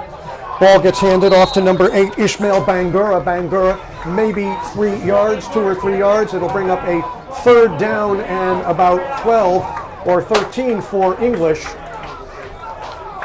Mark, one of the people that Chris Urbano may or may not have mentioned at halftime is Gino Cresta. He's spearheaded this project. It's a heart and soul to him, and he's really made it happen in more ways than people even realize. So, quick shout out to him as well, because he's done a fabulous job on this field, and it wouldn't be here if it weren't for him. There isn't anybody in this town that's more of a Johnny on the spot than Gino. Unbelievable job. He's there all the time. I had to come down yesterday to do some work in the press box. He was there. 9 o'clock this morning. He's here. Yeah, he's everywhere. I think he's got a double. It's a labor of love. He has 3 brothers. They're all twins. Ball back to Severance. Severance looking. And a ball just a little bit behind number 6, Taj Purder.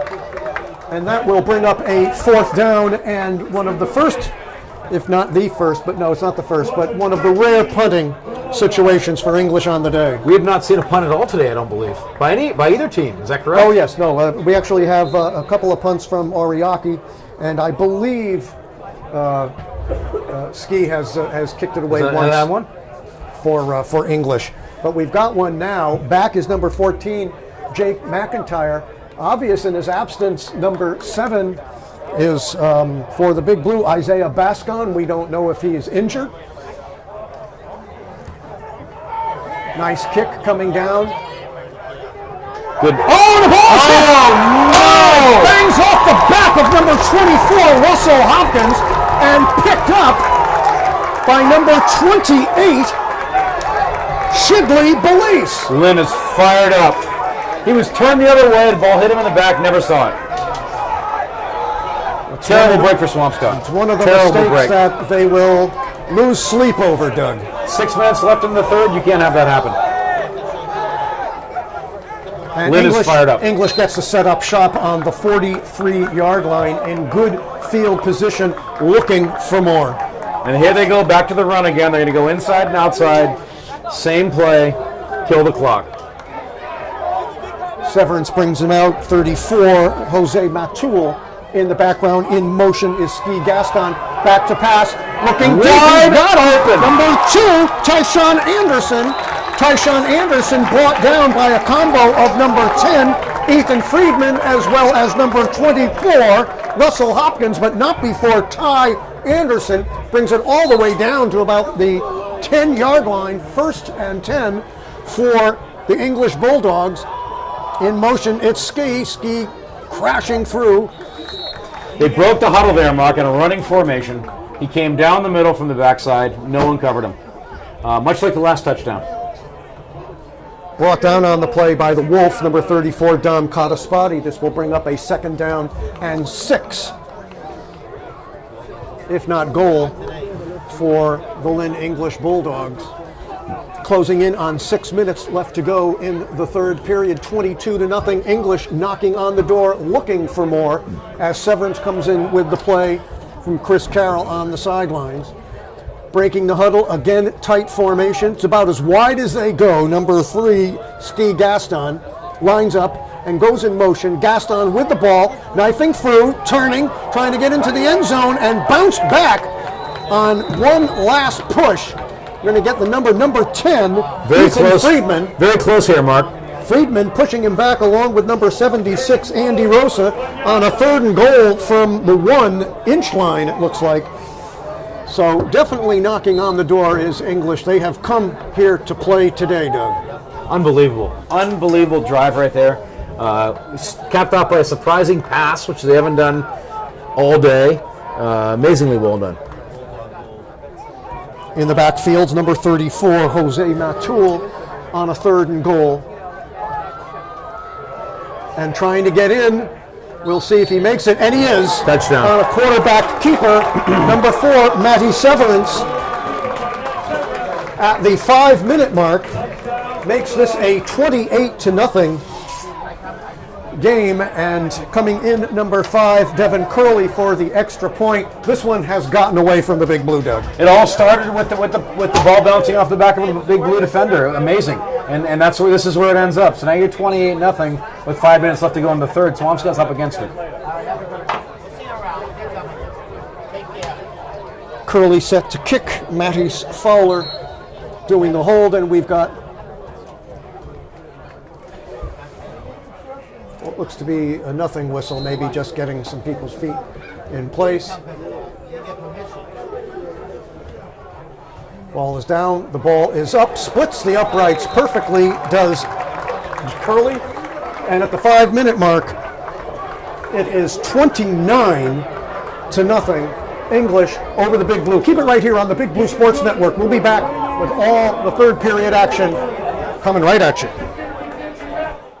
5 minutes left to go in the third period, and this one has gotten away from the Big Blue. English 29, Swampscott nothing, getting set to kick off. Number 5, Devin Curley, kicking off to number 4, Dylan January, number 14, Jake McIntyre. Another squibber, which is right to McIntyre. McIntyre trying to find something, cannot, and is pushed back by number 57, Ryan Bursey, as well as number 3, Ski Gaston. Big Blue will take over. First down and 10 on the 31-32 yard line. Mark, one thing to be a close game, but another thing to get totally blown out. What do you make of it? Well, what's going to be very interesting is exactly who's running the show here now. I think we're going to see number 13, Colin Walsh, come in, but no, Frary is still at quarterback. Big Blue still going with the same lineup, trying to get something going. Down at the bottom of your screen, Emmanuel Tashawa. Up top is McIntyre. In the backfield is January. Crowd's calling for action. They want something to happen. January slicing through for about a 6-7 yard gain, brought down by number 9, Isaac Ramirez. Ramirez slow to get up. The clock is not your friend here, Mark. And he's got to go back down. Ramirez is aching. We'll take a breather here with about 4:39 left to go in the third period. English 29, Big Blue nothing. Keep it here on the Big Blue Sports Network. We'll be back in just a moment.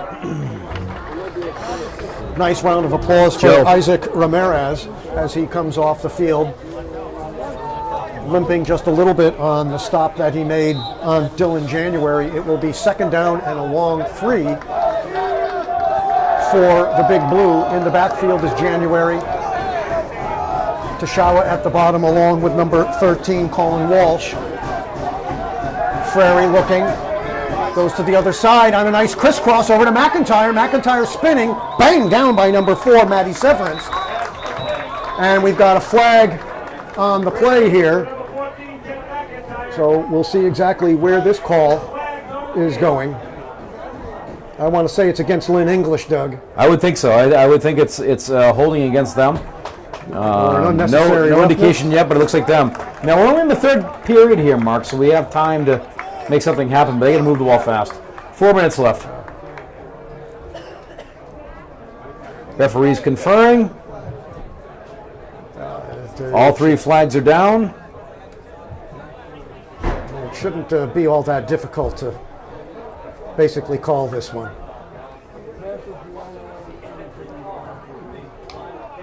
And it's against Lynn. Almost looks like referee indecisiveness. So this will be a first down. Ball comes up to about the 49 yard line. About 4.5 left to go in the third. This one slipping away. I never use the complete past tense, but another score by Lynn, and this will have slipped away. 29-0 English over the Big Blue. Closing in on about the 4 minute mark of the third period. Crowd's still very much in the game, Mark. Excited. Frary back to pass. Going deep. And no flags. Push off at the end there, though. Number 17, Seth Lukindo, wearing number 2, Emmanuel Tashawa, like a cheap suit, and just has not been able to get near that ball. But tight coverage, ball thrown out of bounds, though. Not even catchable if he was there. Looked like he had a little bit of material, though, in the hand, but no call. This will bring up a second down and 10 for the Big Blue.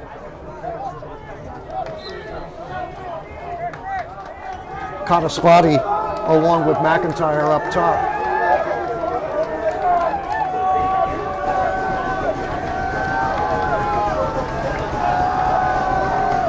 Frary back to pass. looking, trying to get something going, keeps the ball, got a first down, slides right into number 3, Ski Gaston, but not before Frary comes close, if not getting the first down on the play. We'll see. Took a nice hit on the way down, but he slid at the end, and they are moving the chains. Ball at the English 41-yard line.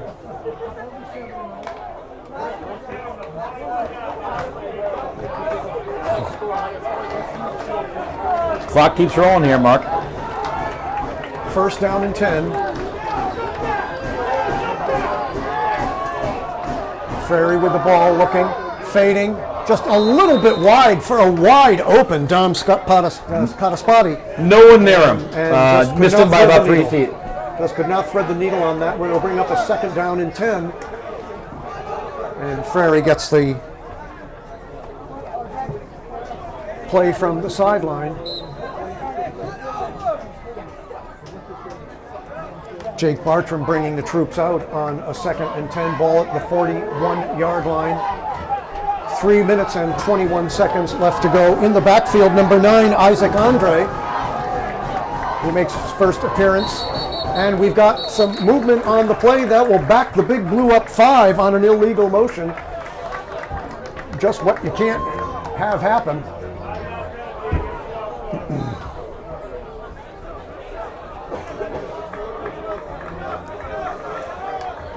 Make sure to join us for all the action with these games. All of these games are broadcast on YouTube, TV 15 for those who subscribe to Comcast, TV 40 for Verizon members. You can get it online for the Swampscott High School student station. All of these games, however, they will come off of all broadcasting outlets for the 3 playoff games and then will return in all of their entirety once the season is completed and immediately after the playing of the Thanksgiving Day game in Marblehead. Clock is running down to 3 minutes to go here in the third period. January in the backfield. Barking out the signals is Frary on a second and 15. Looking downfield, trying to find someone open, trying to thread the needle, and again into the hands of number 1, Lucas Cody, and knocked out by Jake Miller, who has had a whale of a game at linebacker. Same play, Mark. About the 7th drop pass we've seen today. Swampscott would be in a different boat. Give some credit to Miller. Miller really just wore him like a cheap suit. Absolutely. They played him tight all day, but it's many drop passes. The Fighting Bulldogs have come to Big Blue Country, and they have come to play at 2:44 left to go in the third, 29-0 English over Swampscott. With the police escort, by the way. With the police escort. Don't forget that. Alone in the backfield, but in motion, number 13, Colin Walsh. Back to pass is Frary. Looking, Walsh is wide open, and again, off the fingertips of Dylan January. Flags fly everywhere, and we'll see what this is. We've got some Lynn English folks clapping. It's against Swampscott, and based on how it's going, the Secret Service may drive them home. Swampscott being backed up again on this. So everything's going wrong, Mark. Everything's going wrong at the worst time. Just when you get over the 50-yard line, and this is a 4th and 15, and out to punt the ball away, Jonathan Ariaki. And back, number 11, the junior Prince Brown. One of our favorites, by the way. He's played our favorite all day. He has played a terrific game, Prince Brown, along with number 8, Ishmael Bangura. Also a terrific game, and Juan Avellino. Ball is up in the air. It's a nice one. Oh, he signals a fair catch, but it goes out of bounds, and that's where English will take the ball over, probably at their own 4 or 5 yard line. So it went off of the Prince, and English will resume play there on a 1st and 10 at their own. They're putting it now, it looks to be on about the 5 yard line with 2.5 left to go in the third period. Almost better that way, Mark. You don't want the Prince to have the ball in the open field, and that's the last thing Swampscott needs. So it actually worked out better on that play. Very dangerous. Yes. Very dangerous. Severance comes in, and you've got to think that English is definitely looking for more. Well, they're back deep here. They're gonna have to be careful what they do, but they're also going to run the clock out.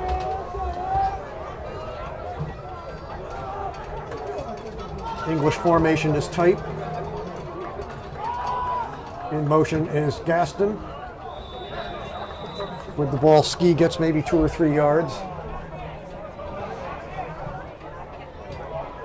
At what point here, Marc, does Swampscott start to rest some of their players? Do they take some people out, or even the quarterback? I think they already have. I'm not sure. They have definitely had some new players in there. I've noticed that Isaac Andre is in the backfield, number 9. Andre, the junior running back. I think it stays this way, you'll start to see substitutions become a little bit more frequent. And Walsh is currently the number 2 backup quarterback? Right now, the backup quarterback is Gran Inzana, and we have not seen him yet, but we've got a timeout here by Swampscott, and just want to remind the folks that the Big Blue will hit the road next Friday for a game over in Revere at the Harry Delarusso Stadium. That's at 75 Park Avenue in Revere. They will take on the Revere Patriots. That's a 6:30 start on Friday, October the 13th. Revere got their first win last night to the tune of 29-7 over Medford. They are 1-4. If things stay the way they are, the Big Blue will be going in at 4-1. But hope to see everybody out to support the Big Blue on the road, and also a great stadium over there, the Harry Delarusso on 75 Park Avenue. It'll be a 2nd down and 9. In motion is number 3, but the handoff goes to Ishmael Bangura. Bangura brings it up possibly to about the 6-yard line. So this I did not know, Marc, that long. the BBSN went on the road. I was not aware of that. That you actually travel. You guys will actually We travel. have as well. always did.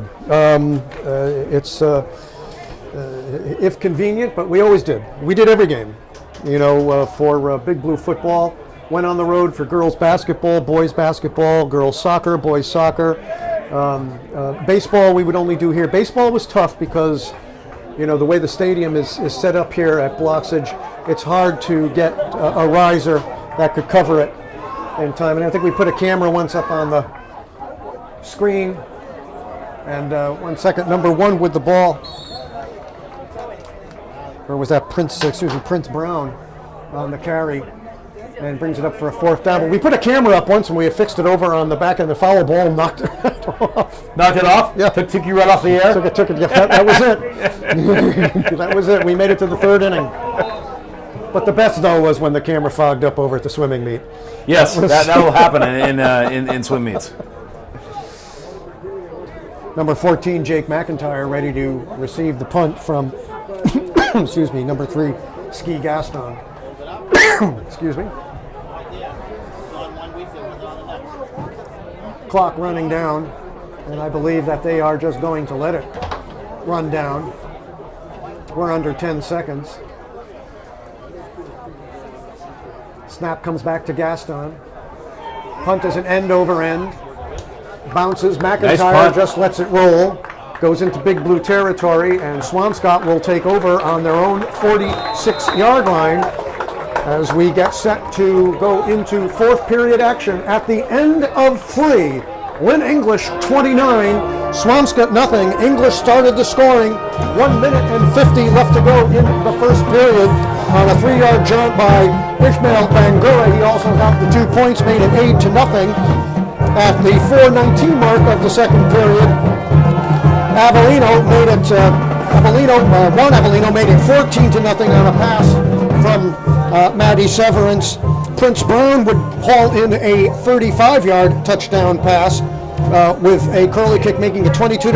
And at the 5-minute mark, Severin would go in and make it 29-0 on a 1-foot through the middle of the line, and that's where we stand. Big Blue just not able to get uncorked on any facet of the ball, whether it be offense or even on the D.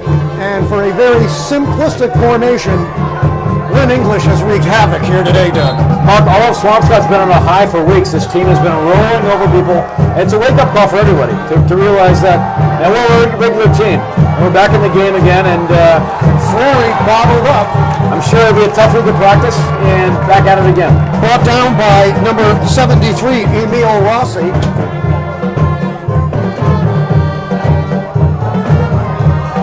It will be a second down and 14 to go for Swampscott.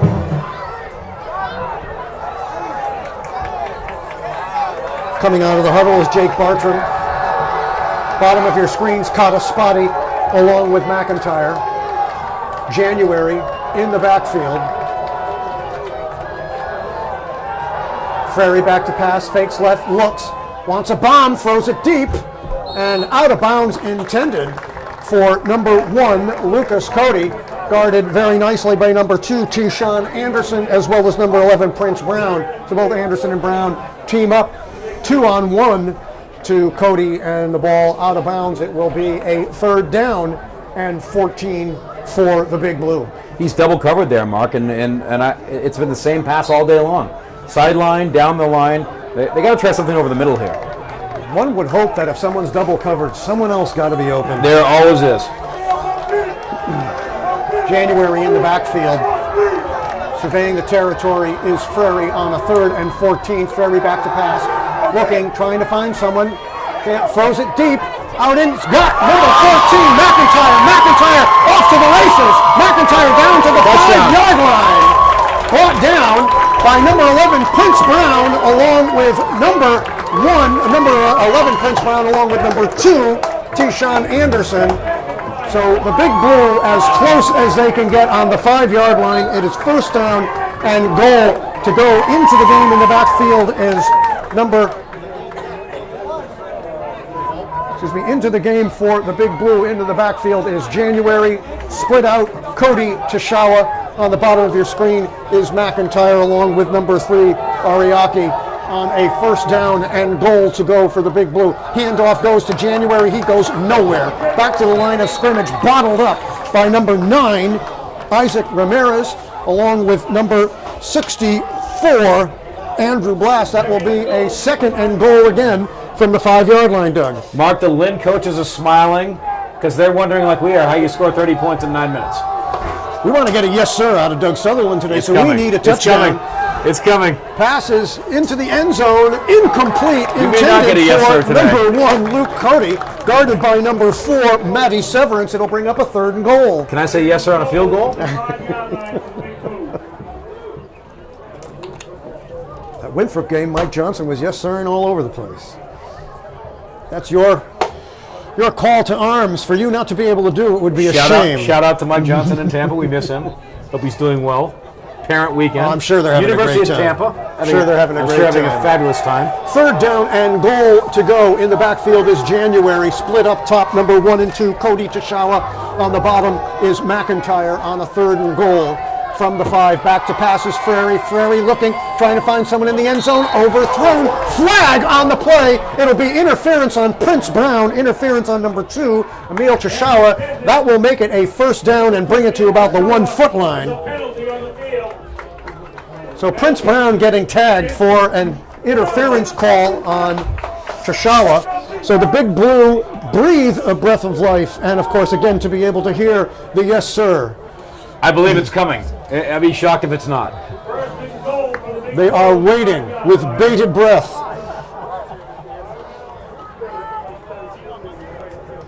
So we've got an interference call on Brown. That ball is being placed now at about the 2-yard line. So it took a penalty for the Big Blue to get 3 yards. We'll start it all over again on a 1st and goal from the 3. In motion is January.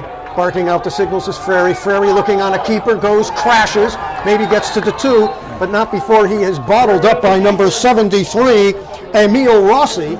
Emil Rossi along with number 60 on the play, Alex Rodriguez. This will make it again a 2nd and 2, so a yard gained by Frary. Mark, the way this day is going, we may need the 1-inch line to make anything happen. It says nothing can happen here. No offense on either side. 2nd and goal from the 2. Frary looking to roll, trying to find someone in the end zone. Blocked up, intended for number 1, Luke Cody, but knocked down by number 4, Matty Severance, who's played a game unbelievable on both sides of the ball. Sometimes I think when you're on the 2-yard line, you know something? I just don't know about the shotgun formation. I'd really love to see the quarterback under center. Okay, you're that much closer. Don't have to make up those 3 or 4 yards. I have someone you can ask about that, the Lynn team, because they would have lined up in a tight formation and scored a touchdown there. So maybe you should ask them. This is a 3rd down and 2 for the Big Blue. Splitting out to the bottom is McIntyre. Calling out the signals is Frary. Frary looking on a handoff. January going through. Touchdown! Swampscott! Yes, sir! A 2-yard gallop. Yes, Finally, sir. the Big Blue put some points up on the board. January gets the ball. A touchdown. It's an emotional victory, Mark. It's an emotional victory. I'm very excited. I get to say yes, sir. The band's playing Tom Petty. Everything's good. The Big Blue on the board here, 29-6, 8:21 left to go in the game as Tommy Fasoli splits the uprights, make Mike Johnson happy down in Mike Johnson must be curling over in his grave. So Swampscott, they will not be shut out. We've got 8 minutes and 21 seconds to see if we can pull off a miracle, Doug. The Lynn coaches are still smiling. They feel like there's no miracle in the making. So we'll see what happens. They're very loose. The whole team's loose. The coaches are loose.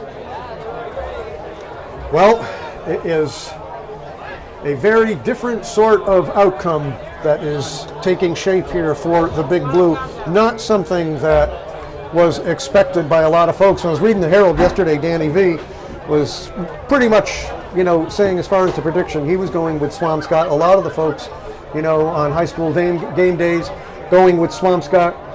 Lynn English just simply came to Swampscott and took it to them. Unbelievable. I mean, on both sides of the ball. They did everything they had to do.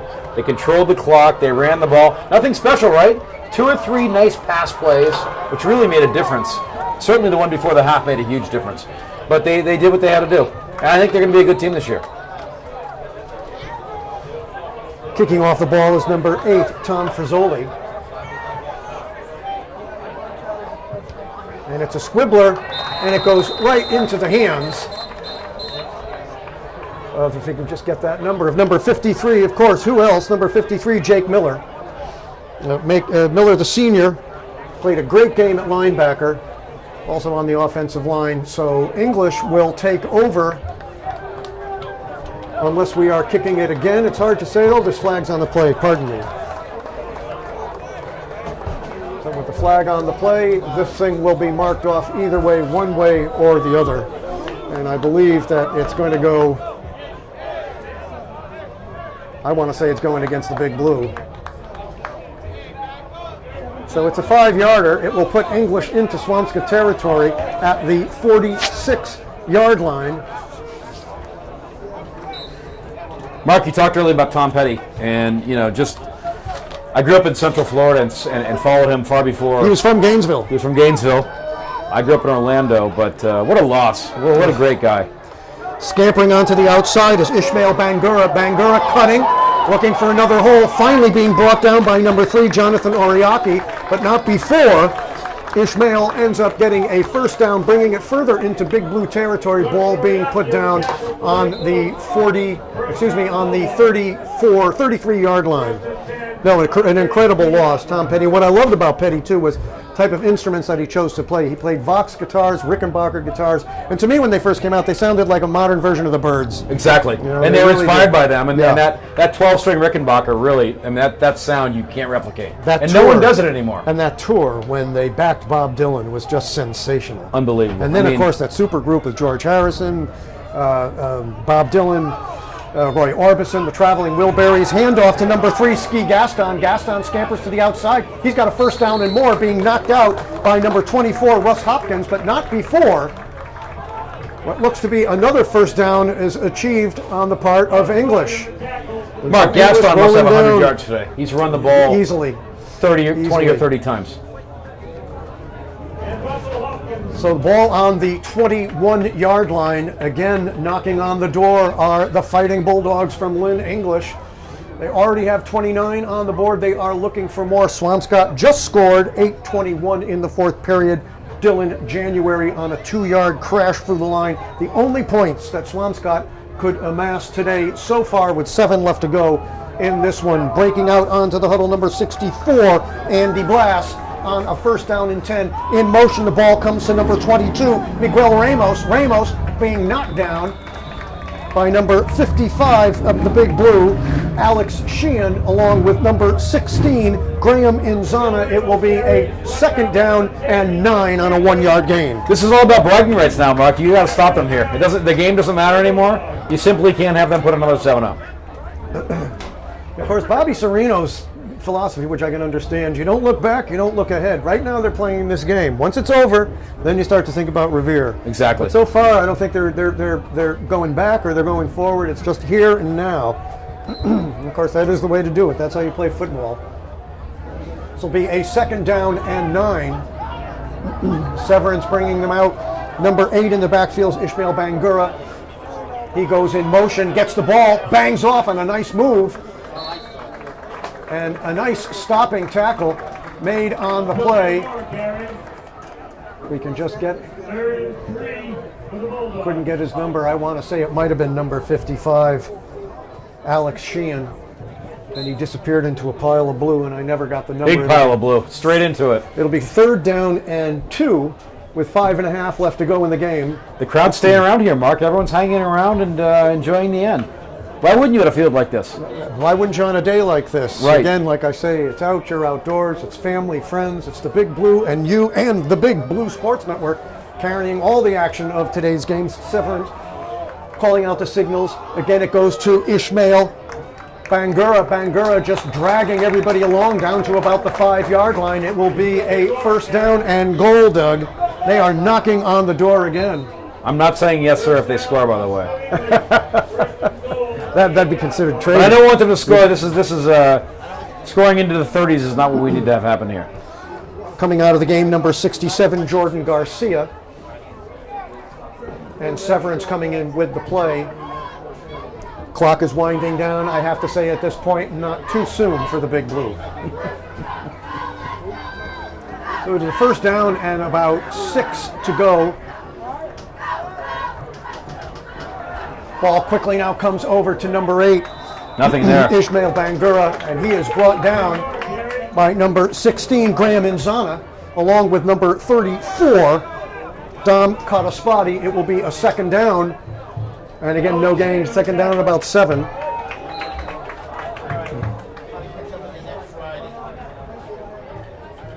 Lynn's looked very good today, Mark. You can't argue with the way they've looked. Connor Lynch into the game right now, replacing number 55, Alex Sheehan. It'll be a second down and what looks to be back to about the 9-yard line. So it looks as though there's a loss on that last play. We'll see if he goes to the air or not on a second and 9. Hand off to Ishmael Bangura. Bangura brings it back down to about the 5. Bangura's been a busy boy today. A lot of carries, a lot of yards. Brought down by number 4, Dylan January. It'll be third and goal at the 5.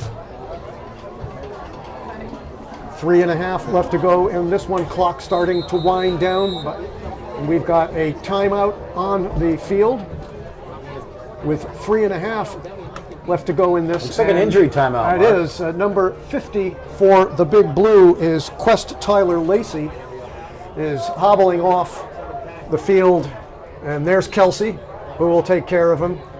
Big Blue athletic trainer does a fabulous job. No kidding. Yeah, I don't know Kelsey. Fabulous job. Right on top of it, though, huh? Oh yeah. She works over at Peak Performance with Jimmy, and does a great job, as does Peak Performance.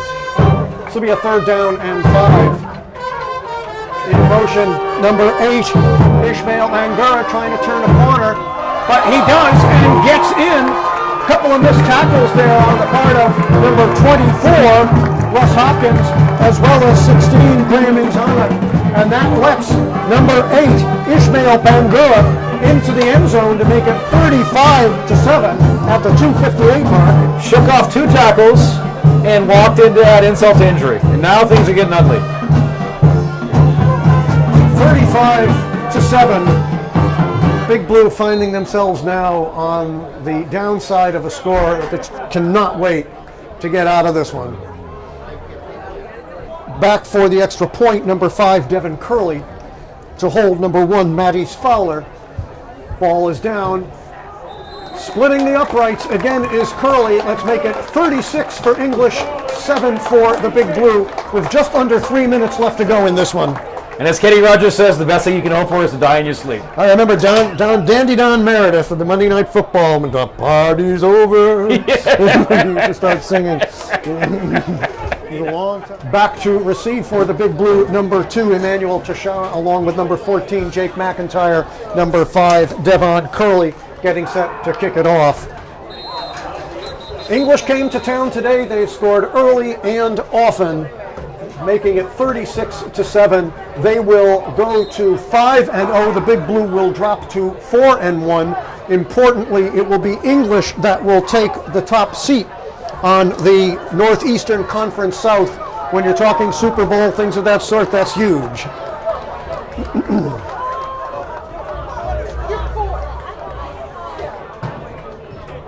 The game never materialized. It never did what we thought it was going to do. Well, materialized for English. Certainly did. Kicking it off is Curley, an uncharacteristic kick taken by McIntyre. McIntyre to 25 to the 30. McIntyre looking to cut up to the 35, bottled up, trying to get it up at best to the 36-yard line, brought down by number 28 on the play, Shidley Belize, as well as number 57, Ryan Bursey. It will be first down and 10 for the Big Blue at their own 36-yard line. And I would imagine that Frary is still in the game. He is. Which is kind of surprising at this point. You think you'd get him out of the game and rest him a little bit. Or at least avoid injury. Breaking the huddle is Jake Bartram on a 1st and 10. Big Blue split out and spread out wide. In the backfield, Isaac Andre, number 9, barking out the signals is Frary. On the bottom is McIntyre. Up top, number 2 is Tashawa. Handoff goes to number 9, Isaac Andre. Andre brings it up about the 40. And I think we've got a flag on the play. We'll see if that's a face mask. Whether it's we'll see exactly what happened on that, but that looks like it will probably be against English, at least in the vicinity of the flag. And if it is against English, it'll be a big one. It'll be a 15-yarder. I think it is, Mark. Looks like it's against English. So the refs marching off some real estate on the English Bulldogs, and it will bring the Big Blue into Lynn English territory, put the ball squarely on the 45-yard line. Big Blue breaking the huddle. The backfield stays the same. Isaac Andre to the left of Paul and Frary on a 1st and 10. McIntyre split down to the bottom. Handoff is over to Andre. Andre ekes, deeks, brings it up to the 40. Hit and brings it up to about the 40 for a 5-yard gain. Brought down by number 4, Matt Severance, as well as number, you can get his number there, number 64, Andy Blass. It will be a 2nd down and 4 for Swampscott. Andre has some promise, Mark. He's seen a little bit of time here at the end. He looks okay. A couple good runs. Andre's done well. Dylan January in the backfield now, carrying the ball. Skirting around, brings it up to the 30. Whacked up and brought down by number 2, Tayshawn Anderson, along with number 4, Matty Severance, as well as number 9, Isaac Ramirez. No huddle, Swampscott. Here we go. The Big Blue get that first down. We are under 2 minutes to go, and the clock is running. Big Blue trying to get in there for pride. Ball handoff is over to January. January bottled up, and he is dragging number 51, Jesse Diamond. And the Diamond Man bringing him down. Good to see the Diamond Man. I've been looking for him all day. It'll be a 2nd down and a long 8 for Swampscott. Frary almost has to pass on this one. It's a keeper. Slices through. Bang down. Tackled by number 9, Isaac Ramirez, as well as number 3, Ski Gaston. So we're under a minute to go. Doug, your opinion, MVP. MVP has got to be Prince. I like his game. I like his style. I like some of the receives he's had. I'm going to give the MVP I like the game today. too. I'm going to give it to the quarterback, Matt Severance. Severance really played a great game on both sides of the ball. Defense, very impressive. Held the team together magnificently. They were rarely penalized, at least on the offense. Usually it was a defensive miscue that, would get them to. The fact that he played that much is really amazing. That he played both sides of the ball like that, and it's really, if it's going to be an MVP, it probably should be him. You're right. 25 seconds left to like go. the The name handoff is over to Andre. Andre knifing through, banging through, brought down by number 2, T-Shawn Anderson. Big Blue trying to get something in there quick. We're down to about 15 seconds and counting. This will be one last play for Swampscott if they can get it off. Give me a yes sir here, Marc. And Didn't get this it. was not to be, as Andre brought down by number 3, Ski Gaston. And that will do it. The final score here at the brand new athletic complex at Blocksidge Field. Lynn English 36 and Swampscott 7. Doug, just a brief recap. It started, and when it started, it never ended.